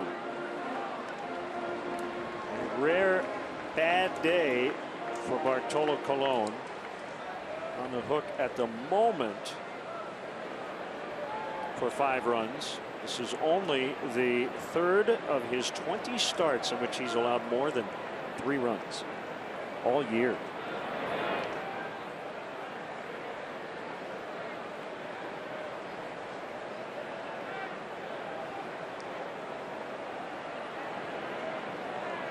One could say, well, the Cubs beat up on an aging veteran who doesn't throw hard, but that really isn't the case. He earned that all-star nod. Swing and a miss, strike 3.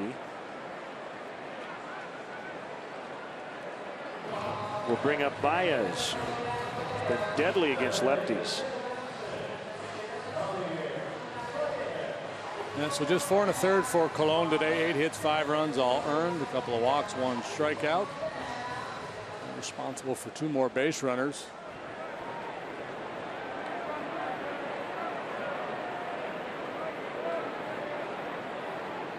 Javier's OPS is 400 points better against lefties than righties.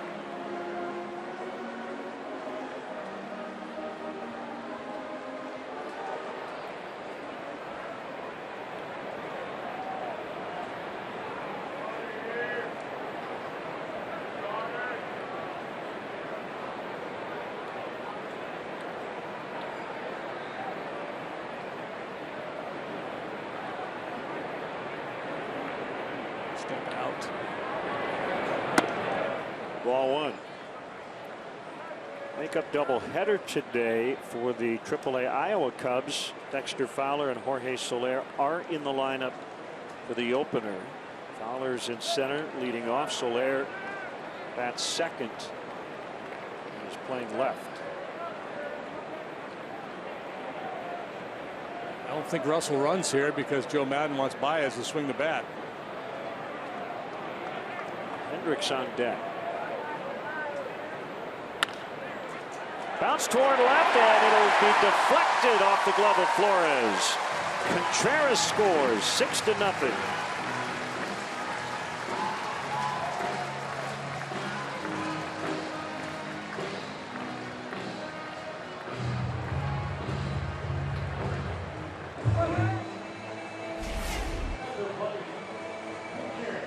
Well, they got the big ball from Rizzo, and they've got 3 infield hits. Or at least balls that went off an infielder in this inning.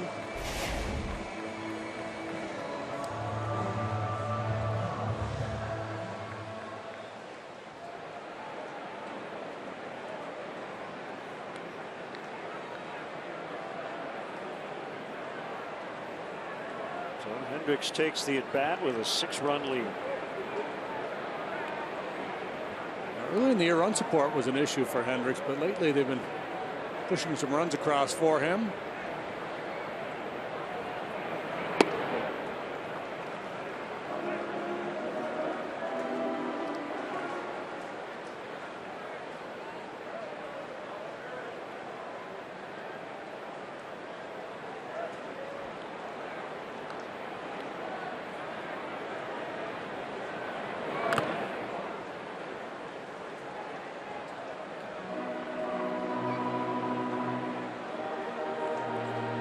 1-1.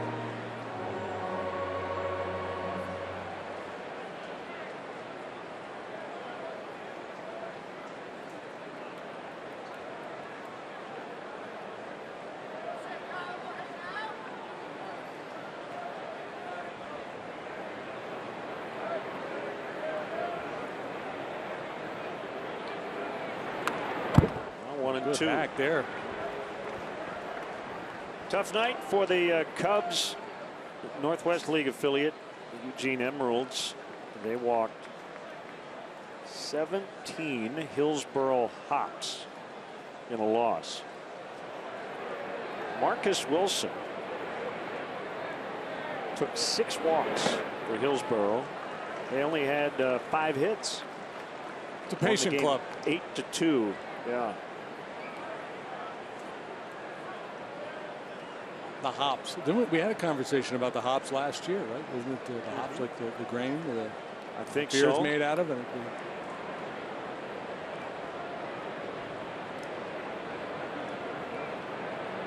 2-2. Back out of play.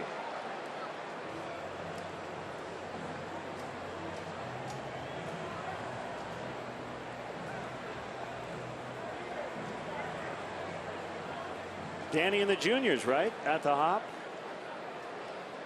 I would not have gotten that one correct. You know the song. Yeah. At the sure. hop.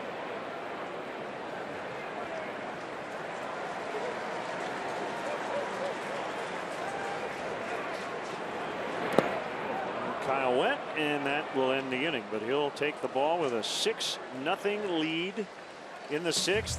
Anthony Rizzo has hit 3 home runs in this series, and he has crushed a couple of them today.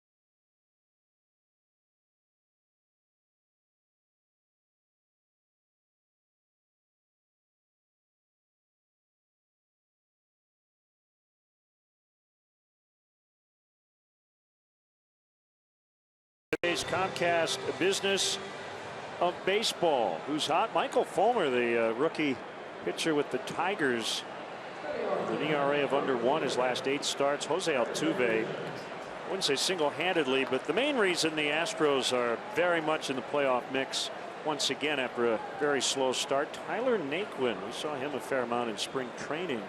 He's had a big day against Kansas City today. 11-0 Indians in the 5th at Kauffman Stadium. Indians now the best record in the American League. Hendricks to Granderson, ball 1.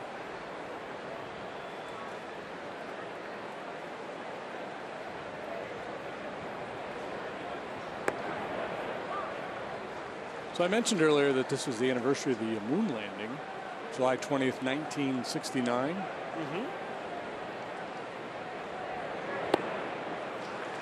Gaylord Perry on that day hit his first major league home run. And the kind of cool thing about that is the year before, Alvin Dark, the manager of the Giants, talking to a sports writer, said, a man will walk on the moon before Gaylord Perry hits a home run in the major leagues. And they'd gotten word like 20 minutes before Perry hit the home run that Really? Neil Armstrong had set foot on the moon.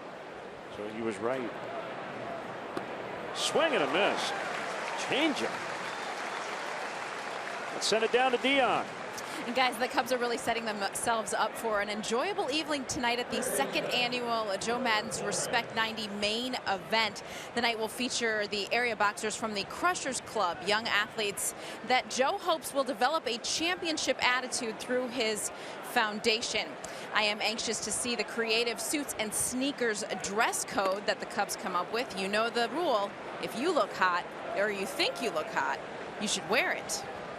Yeah, that's the dress code on the road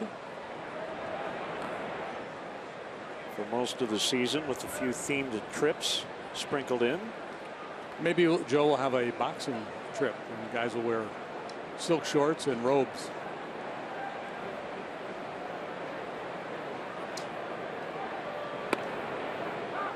I'm ready. I got my sneakers for tonight.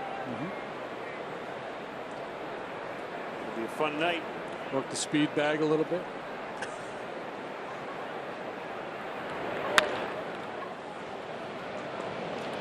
Baez gets Flores. You know the sports writer's name that Alvin Dark was talking to the year before when he predicted that Gaylord Perry wouldn't hit a home run until a man walked on the moon? Was the last name Armstrong? No, Jupiter. Harry Jupiter was the sports writer's name. And Glenn Beckert tells a story. The Cubs were in Philadelphia that day playing a doubleheader, and Ronnie Santo hit a home run, and a huge ovation rose up from the stands as he was circling the bases. And when he got into the dugout, he said to the boys, he says, you know what, these fans very appreciative here. They know their baseball. I got that nice round of applause. What he didn't know was up on the message board, Neil Armstrong has just walked on the moon is the reason why everybody was applauding.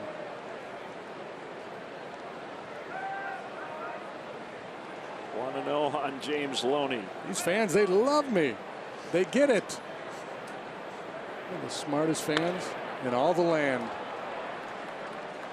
Ho hum, Kyle Hendricks, 6 shutout innings. And the Cubs have a healthy 6-0 lead.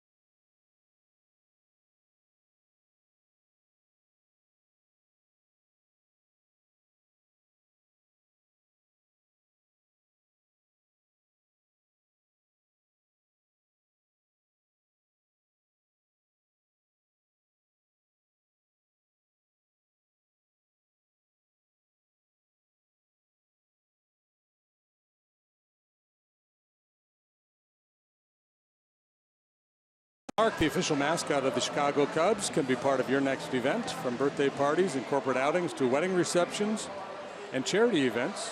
Clark wants to be invited. Visit Cubs.com/kids for more information on how to bring Clark to your next party. He makes a heck of a dip. Hey, there's old school keeping a scorecard. Jason Hamilton dip his potato chips. There you go.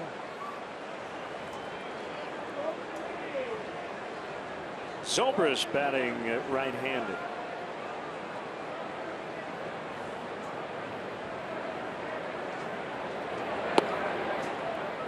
Ball one from Bastardo.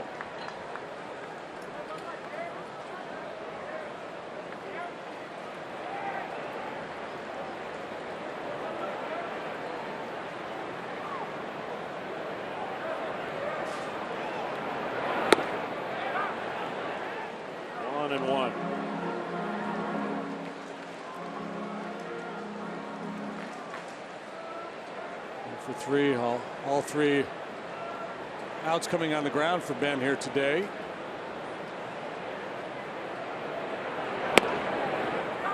Bottom of the zone strike.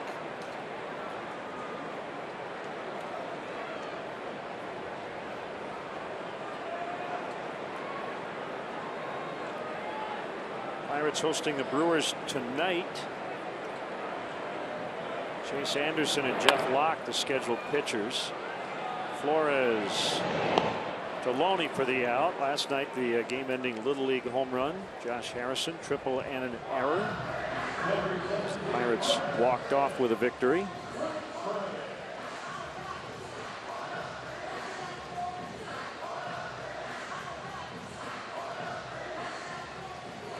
Giants have not won since the break. They're 0-4. They're in Boston again tonight. And got swept at Petco to start the second half, and then got beat by the Sox last night. They were unbeaten against the Padres going into that series. Kane and Pomerantz tonight. Newly acquired Drew Pomerantz.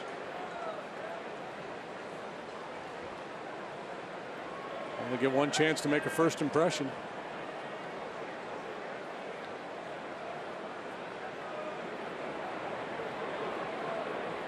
Sure, Bill Murray and Groundhog Day. True that.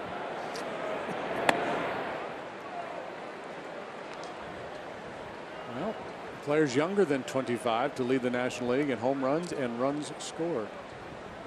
Ryan on pace to do it. He would join Bryce Harper and Hammerin' Hank Aaron.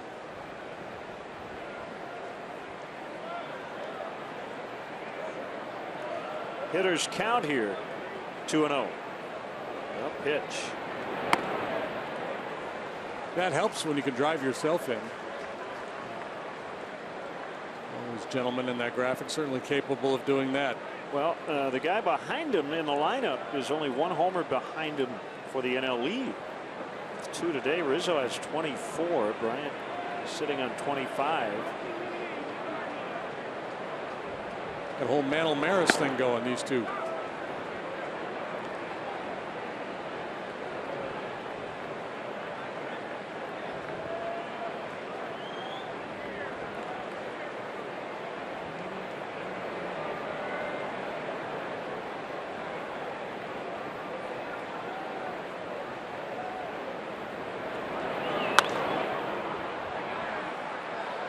The seats off of first.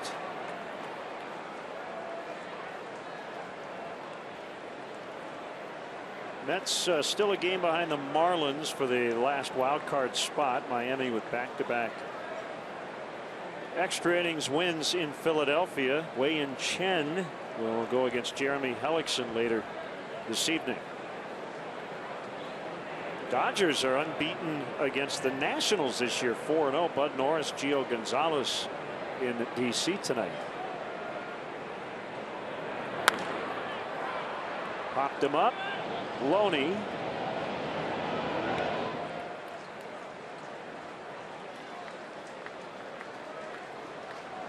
Hitting next, the first baseman, Anthony Rizzo.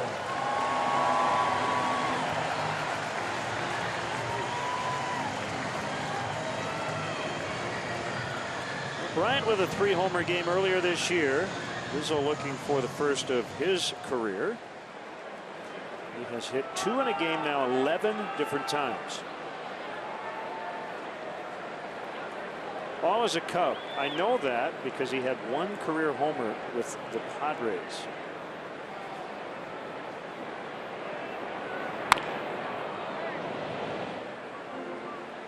Mercedes-Benz drives of the game today. Look, Bartolo tried a slider there. That didn't work out so well for him. Massive home run, and then one more time, little cement mixer. Crushed.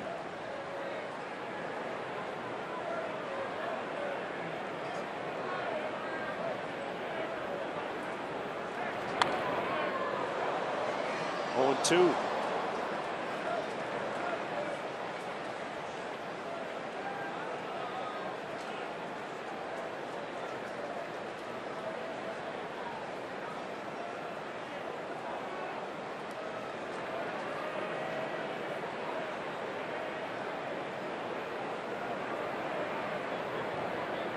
Stardo home near center field, and it's Lagares to end the inning. Off to the 7th. Rubber game today. Cubs leading the Mets 6-0.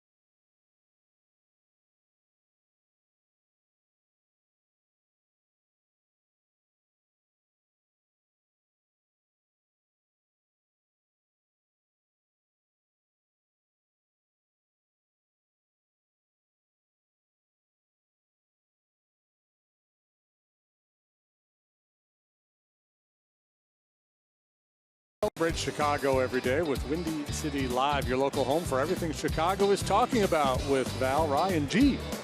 Now weekdays at 1 only on ABC 7.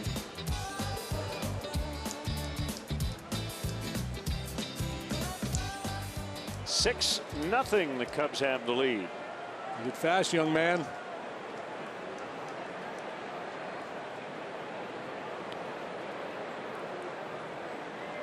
Hendricks into the 7th.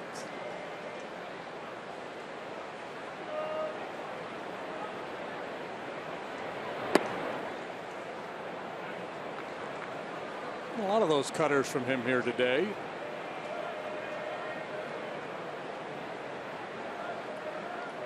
Dallas Braden, ESPN broadcaster, former big league pitcher, will conduct the stretch today.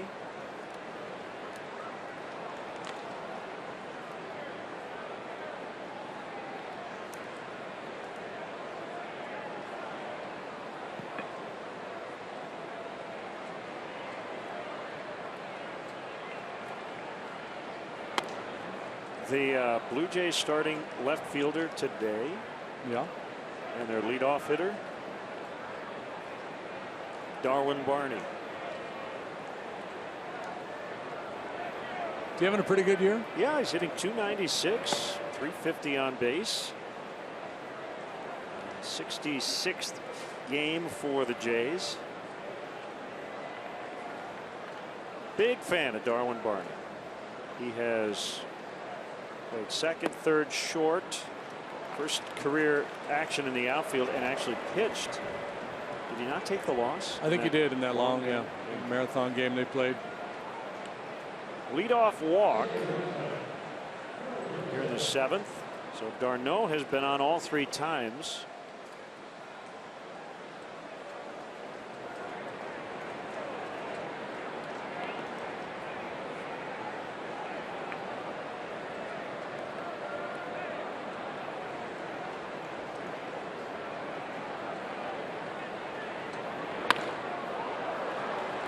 Johnson with a base hit. First and second, nobody out. A lot of scurrying right now in the Cubs bullpen. Yeah, the walk followed by hard contact gets everybody's attention. Carl Edwards Jr. is going to start to loosen. Spazio's coming out for a chat.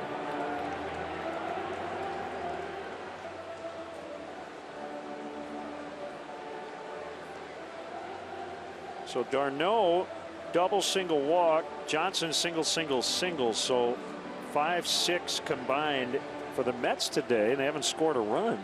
5 for 5 with a walk.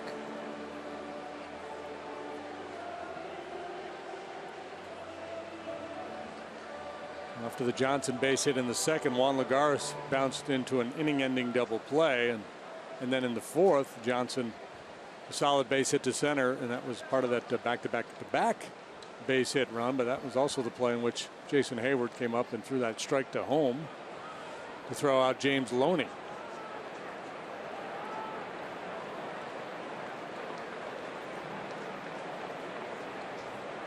Triple play is in order.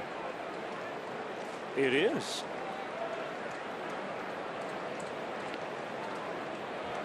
And that sinker in on his hands. Sharp one hopper to Bryant right over the bag. Strike 1 to Lagares.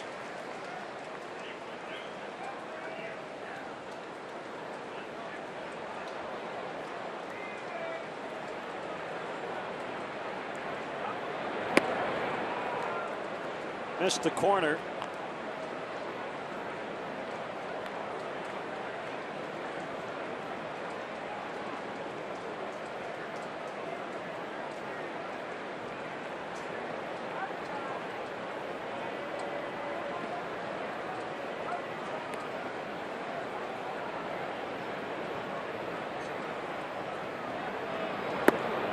Swing and a miss. 1-2. And again, I think that was supposed to be a sinker, and it was elevated. And just, at times in this game, he has lost the feel for his sinker.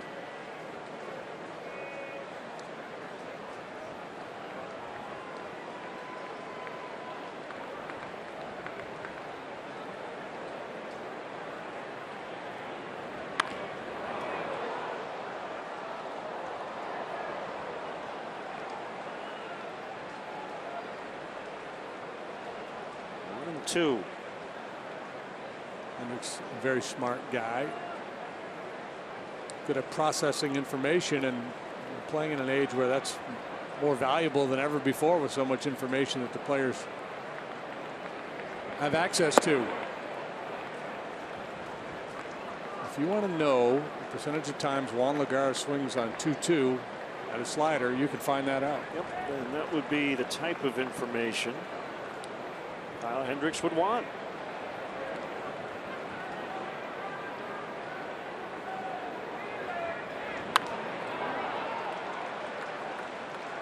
Rizzo navigating around Tom Goodwin, and it's Zobrist, or rather Baez. Baez made the catch, and he went into the tarp.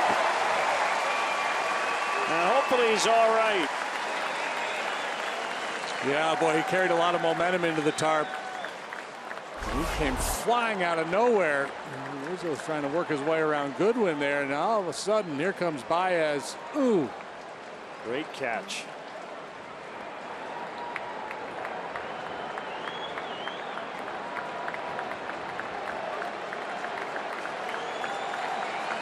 Yeah, what great concentration. He knows he's about to run into something over there.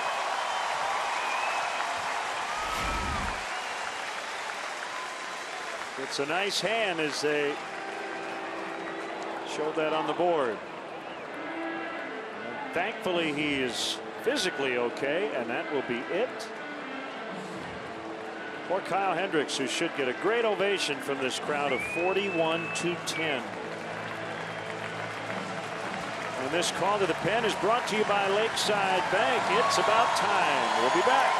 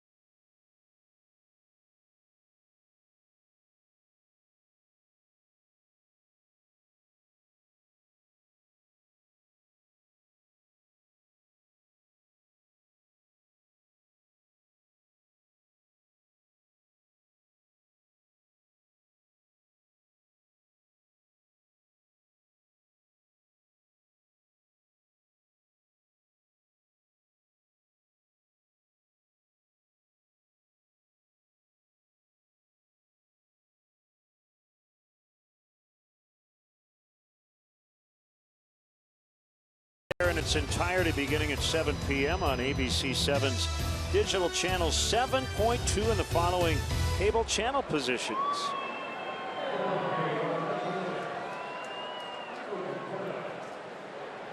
Carl Edwards Jr. trying to keep those pants up.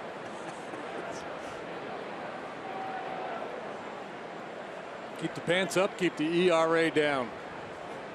That's a motto to live by. Mid-90s with some cut on the fastball and a good hook. Sanzabelt drawstring uniform pants.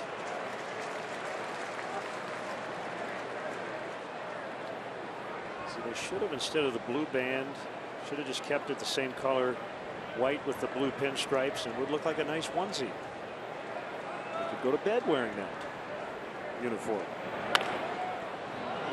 They'll try to turn it here, and they do. 4-6-3.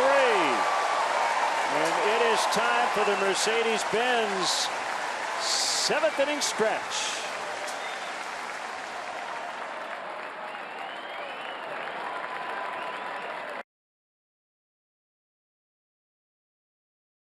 ESPN baseball analyst Dallas Braden. Are we ready, Cubs fans? A 1, a 2, a 3. Take me out to the ball game. Take me out to the crowd. Buy me some peanuts and Cracker Jacks. I don't care if I ever get back, for it's root, root, root for the. If they don't win, it's a shame. For it's 1, 2, 3 strikes, you're out at the old ball game. Now let's get some more runs.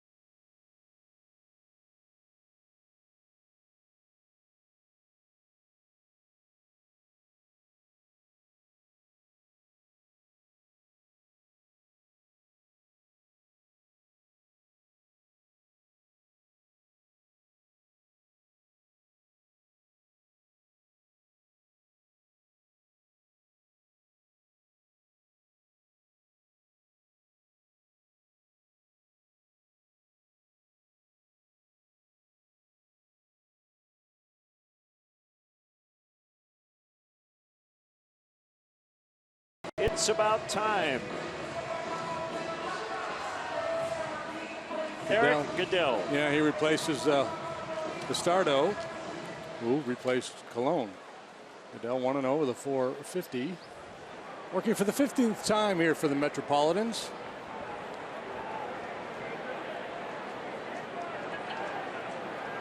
Showed a pretty good split finger pitch here the other night.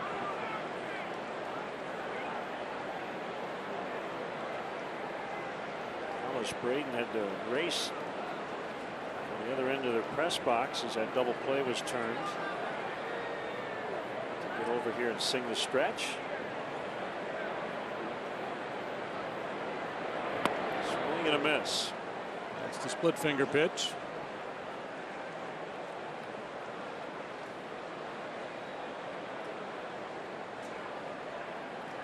Goodell pitched 35 times for the Mets last year, had a 2.43 ERA.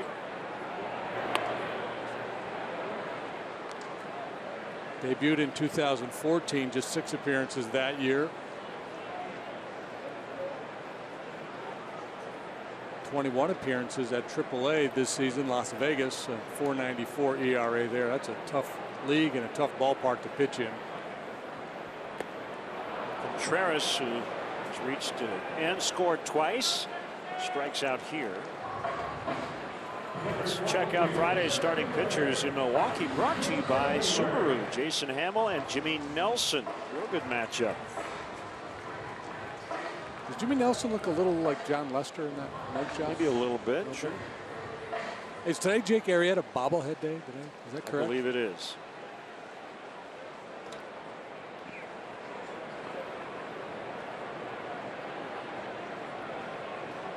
I thought I saw a shot of that earlier. He kind of looked like Yukon Cornelius.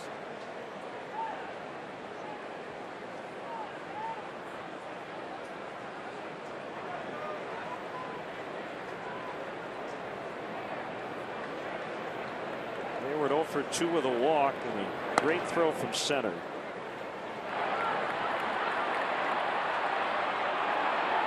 Yeah, he's able to get so much behind the throw, but it's a controlled max effort, isn't it? I mean, it's almost always on the mark. It was in the 4th inning. It was a 3-0 game at that time.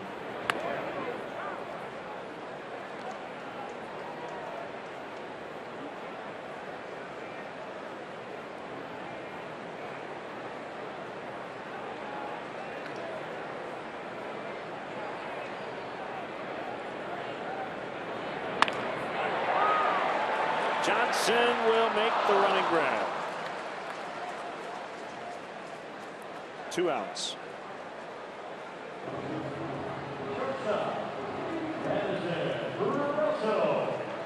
Big day for Russell. 2-run double in the first, hit by a pitch in the 4th, single in the 5th.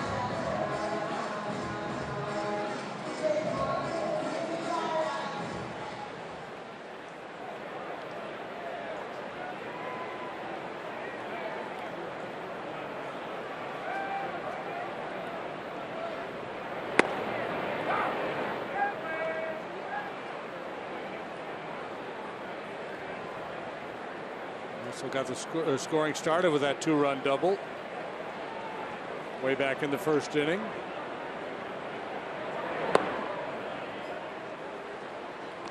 Really in all phases of the game, outstanding here today. Hendricks rock solid, pitching scoreless baseball, some superb defensive work. Banged out 9 hits, scored 6 runs.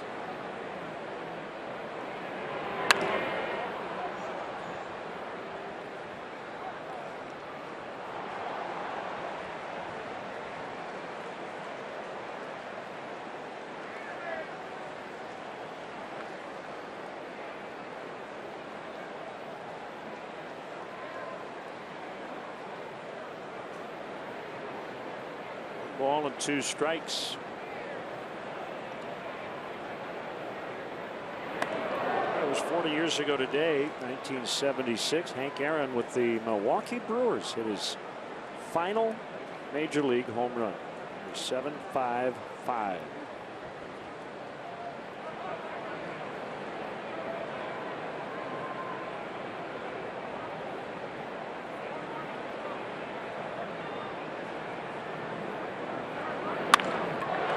the middle and past a diving Kelly Johnson. 3 for 3 for Russell. And Johnson well positioned out there to make a play on that one, but the ball just had too much pace. See where he is. Ball just eludes him because Russell hit it so sharply.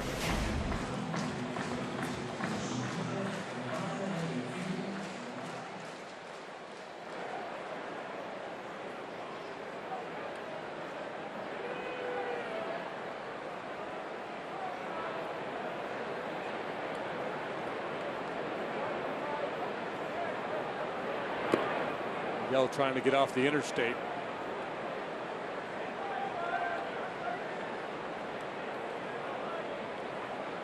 See what happened in Cleveland the other day with Yan Gomes? Yeah, they did like a sacrificial ceremony because he'd been struggling, and then he hurt his shoulder. Yeah. A bad go for Yan Gomes. Yeah, he's been struggling all year, so they kind of took a page out of the movie Major League, the little Jobu and all that. They sacrificed the chicken, but it was a store-bought chicken. It wasn't a lot of chicken. And then he went out and got hurt. So now the baseball gods did not appreciate it. Trump the Jobu gods.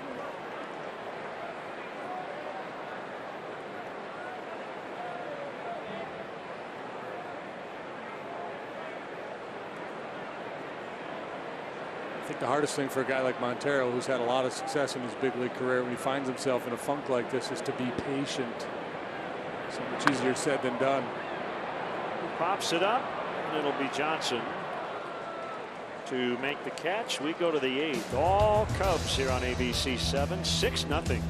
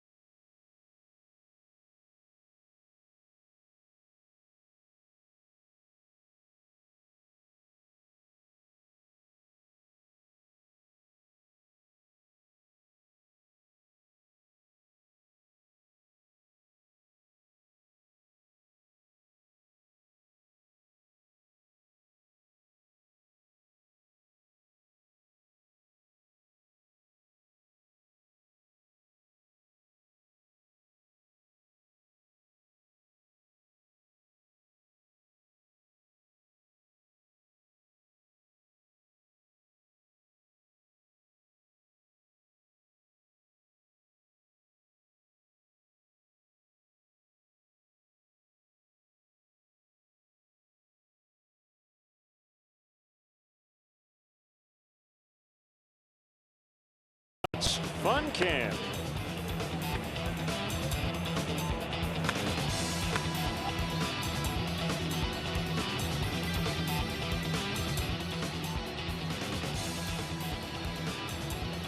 Wrapping up a 6-game homestand.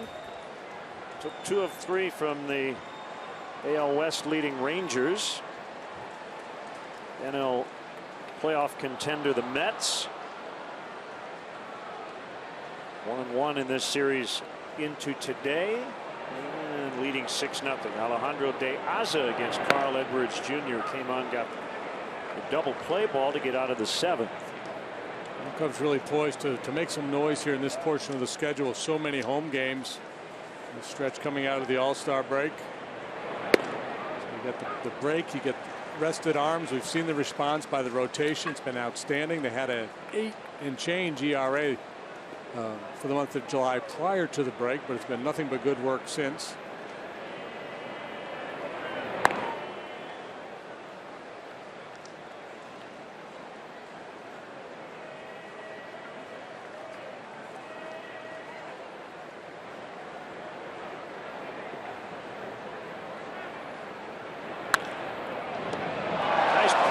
Rizzo, and he beats De Aza to first.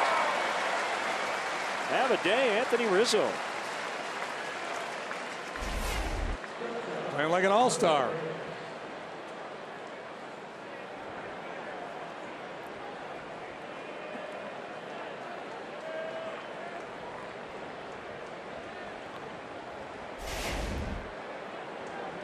Reyes 0 for 3, 2 strikeouts and a lineout. He's playing short today for Cabrera. Second start at that position.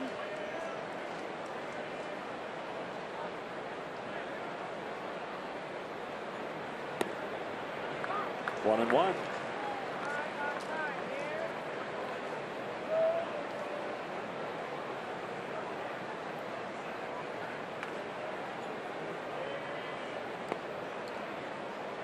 Two balls and a strike.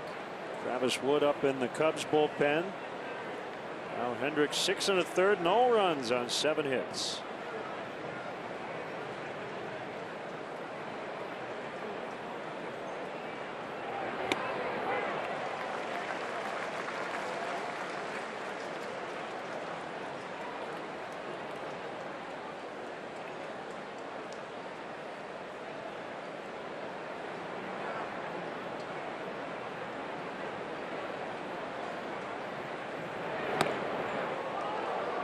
Kyle has lowered his ERA to 2.27. You can certainly no longer characterize what he is doing as surprising. I mean, this is legit. It's been really good for a long time.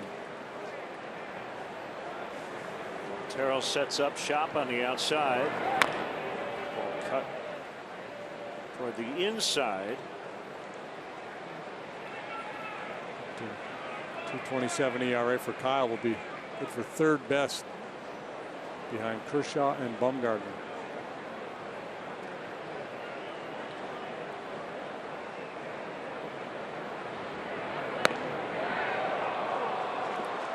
Ball 4.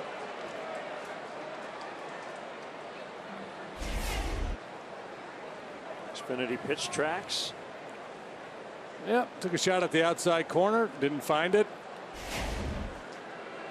Anderson coming up. Joe's going to make a move.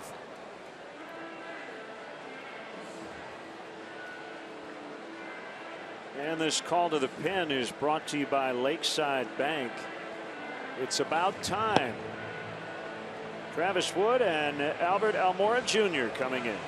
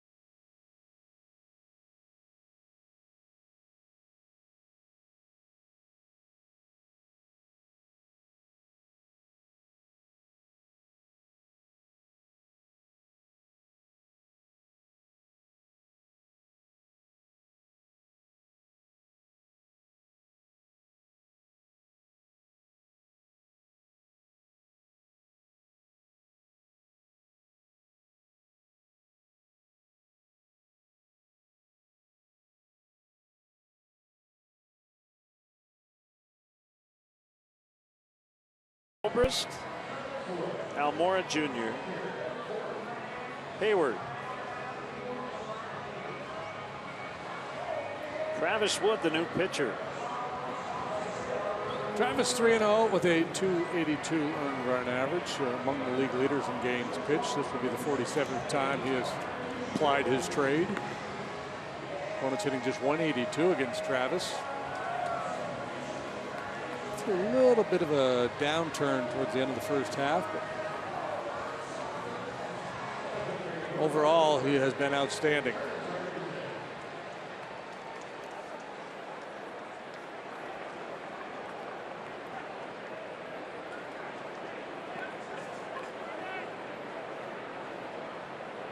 Final in St. Louis, Cardinals won the first of the split doubleheader 4-2 over San Diego.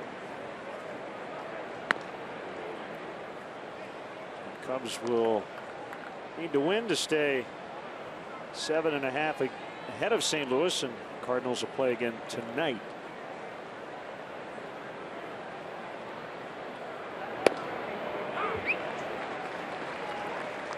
One. Travis has inherited 24 base runners this year, and only one has come around to score. Speaking of doubleheaders, did the Yankees and Mets not play two ballpark doubleheader once? I believe they did, yeah. It might be fun at some point. Cubs and White Sox.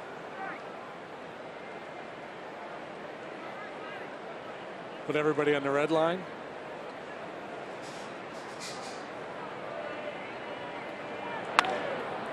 Granderson in the air to right. Hayward battling the sun, and he makes the catch. Didn't get a thumbs up from Jason, but he still caught it.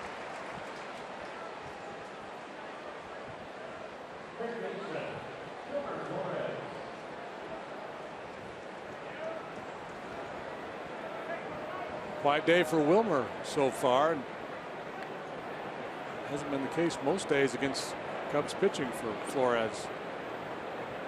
Tommy Birch, who covers the Iowa Cubs for the Des Moines Register, says the plan now is for Dexter Fowler to play in both games of their doubleheader. So depending on how things go here the next couple of days, we might see Fowler activated this weekend in Milwaukee. Yeah, well, that's a very good sign that he's going to play both ends of the doubleheader, so they feel very comfortable that he's healthy. So it's just a matter of getting at bats, getting back into the flow of the game. Tough break for Ryan Kalish. Knee surgery. He's done for the year. That one sent way back to left and gone. Flores has hit 7 homers in July, and 4 have been against the Cubs. 2-run shot at 6-2.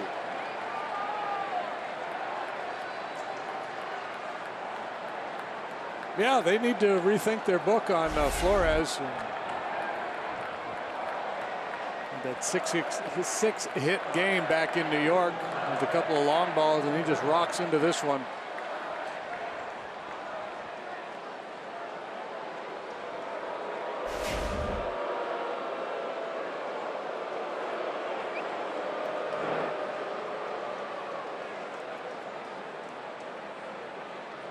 Mets are on the board, and here's Loney.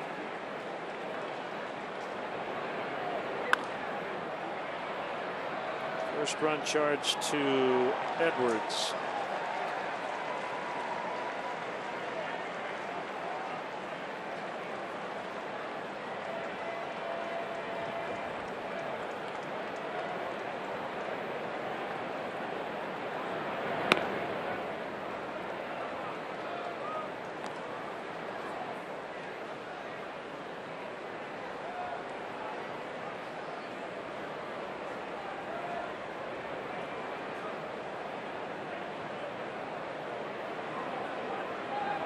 One. 2-1.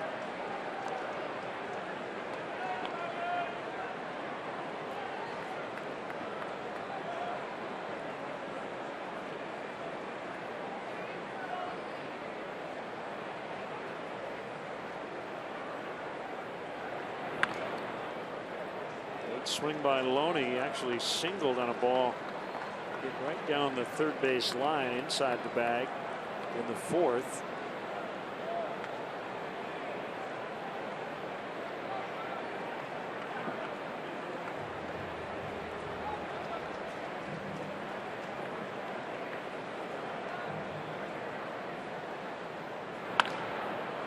Fly ball to left. Zobrist makes a catch. So Flores gets the Mets on the scoreboard 6-2 as the Cubs bat in the 8th.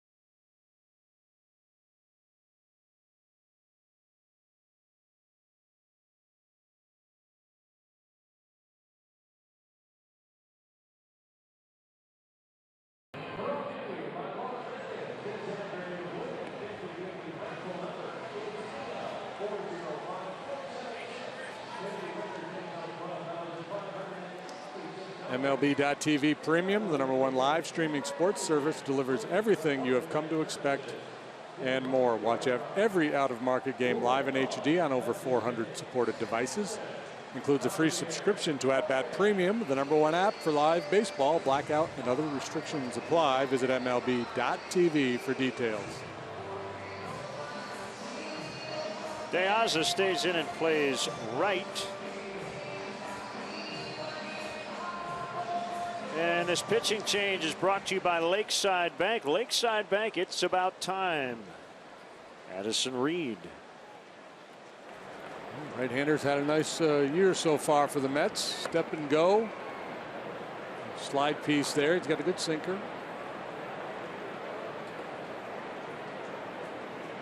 Thayer Bear Cooper, happy 14th birthday.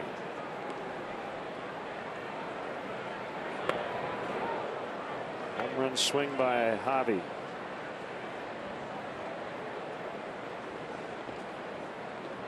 I'd be surprised to find out he slaps an ice pack on that knee after the game, after running into the tarp on that fine catch he made. Good to see him still in the ball game. 92, well located. 1-2. Gives you a little crossfire, works from the first base side of the rubber.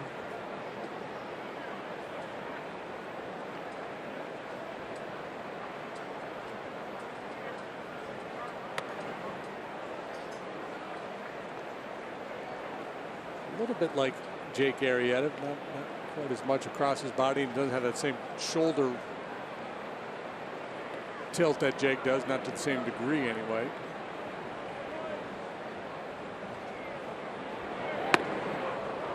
Swing and a miss. He fans Baez.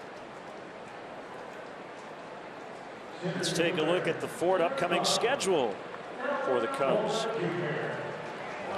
Head up to Milwaukee and we'll have Sunday's series finale here on ABC 7. 7 o'clock start. CSN Plus Friday. WGN 6 o'clock on Saturday.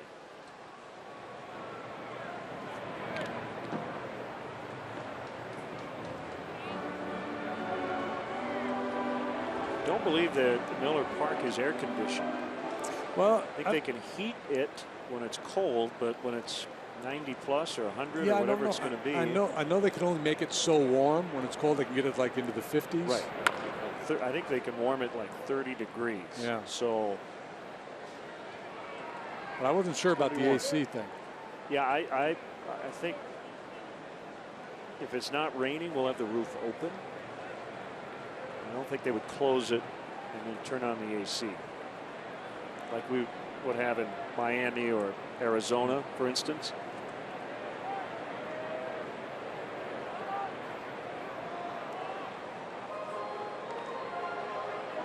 Yeah, I just checked the interweb here, and one of the ballparks of baseball.com. Miller Park has no air conditioning. Almora, solid single. I have to bring my little red fan, which has its own Twitter handle.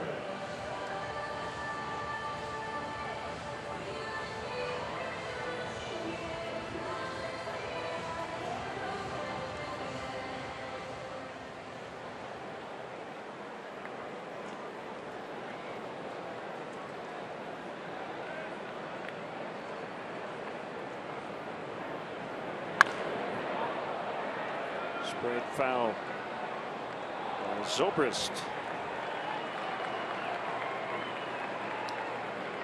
It's supposed to be like 100 degrees here, isn't it, this weekend? Yes, it's going to be very hot. Friday's going to be the rough one. Actually, yeah, in the whole weekend.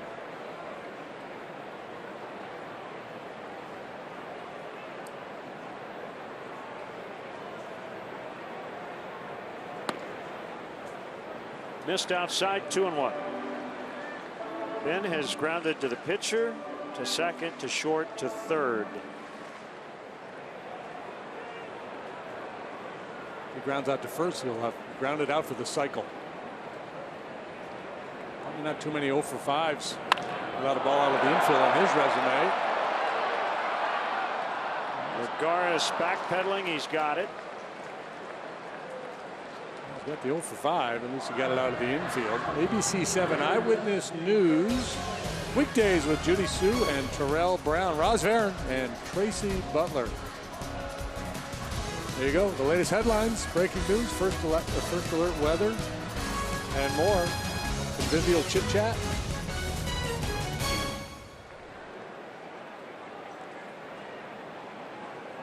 Bryant with 2 outs.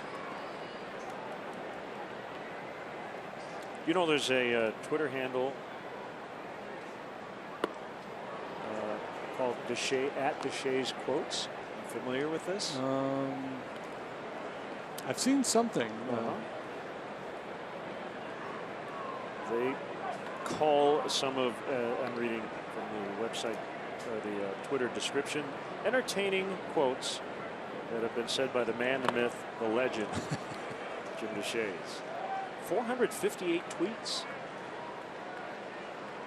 Let's see, what pithy comment did you make here most recently? Is it pithy or lame? Pants up, ERA down. That's a motto to live by. Said that today. It's legit. Yesterday you said next Tuesday is the Kyle Schwarber foul ball bobblehead doll. Pittsburgh, he had good first step off the stool. That was by Susie Cool. Yeah.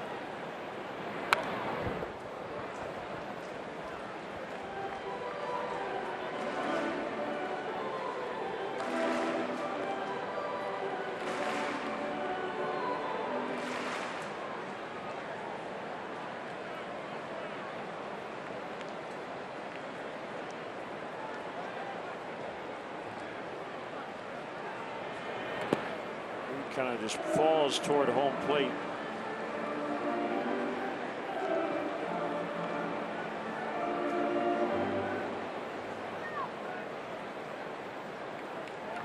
Yeah, you'd rather have a pitcher glide down the mound than be abrupt and stab that front leg.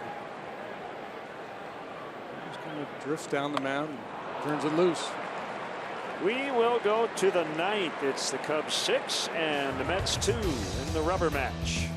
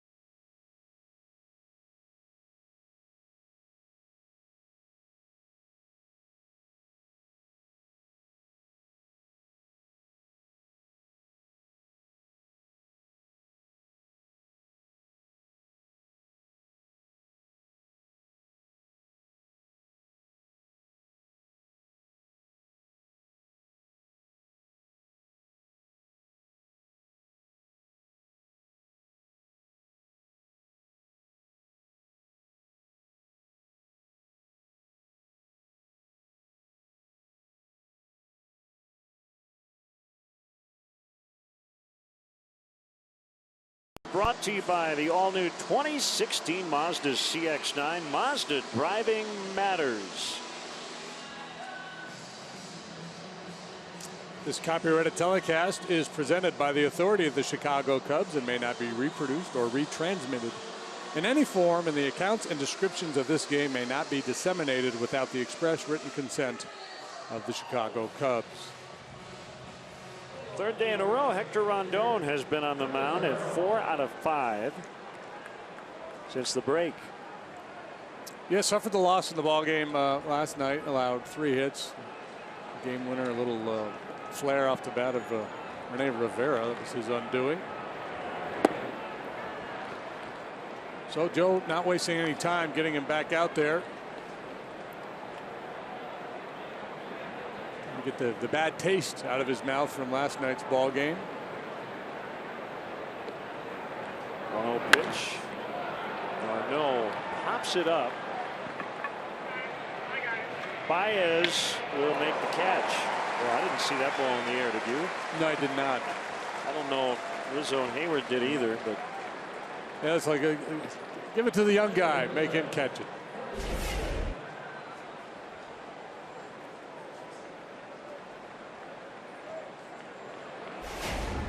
As opposed to the 2 salty old 26-year-olds. So I said this last night. I said I don't recall Javi not having a glove underneath the batting glove under his fielder's glove, but that was not what was going on last night. I figured it out. Here's Johnson. Ground ball past Bryant in the left. Kelly Johnson 4 for 4, all singles. First 4-hit game for Kelly Johnson in 3 seasons. What did you? Yeah, what was he has his wrists taped or wristbands. He didn't have those last night. Yeah, the tape on the wrists. I knew something looked different.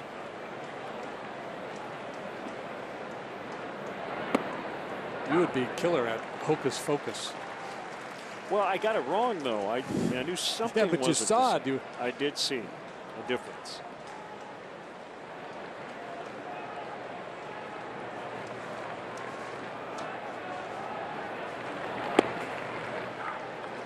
Breaking ball, strike. Not a safe spot, starting the inning with a 4-run lead.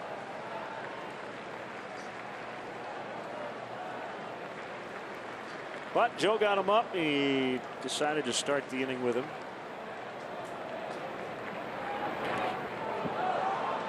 Johnson will get second on a wild pitch.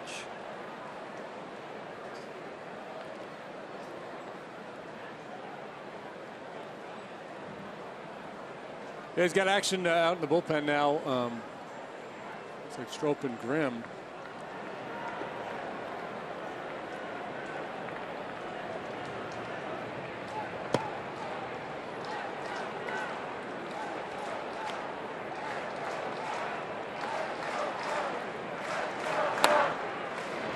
Didn't mean to. Just for confirmation, this was Baez on that bunt hit last night. It's out there. Wrist tape.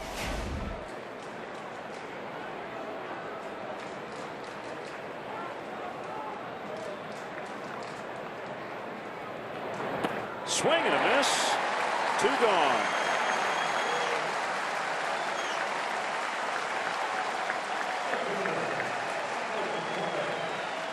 Probably slow him down a little bit out in the bullpen.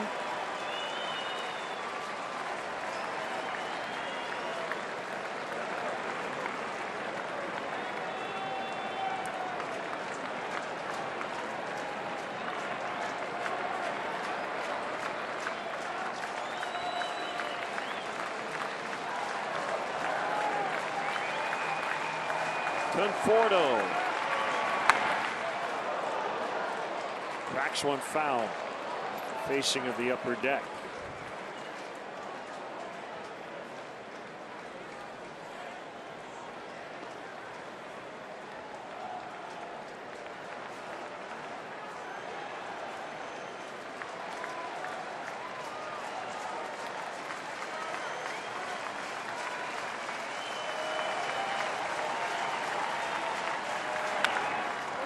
Fly ball center field. Almora. Cubs win. Cubs win 6-2 the final. They take 2 out of 3 from the Mets, and a nice 4-2 homestand coming out of the break. Well, a nice win after a frustrating loss last night. The Cubs stranded a lot of base runners in the game last night. Mets kind of stole it from them late. And a nice response here this afternoon, and especially for a number 44 out there, the Golden Rhino. Rizzo with a 4 strikeout game last night. Under the category of you can't keep a good man down, he comes out here today and mashes 2 long home runs. Cubs back to 20 over 500, 57 and 37. 6-2 the final. We'll have more from a happy Wrigley Field in a moment.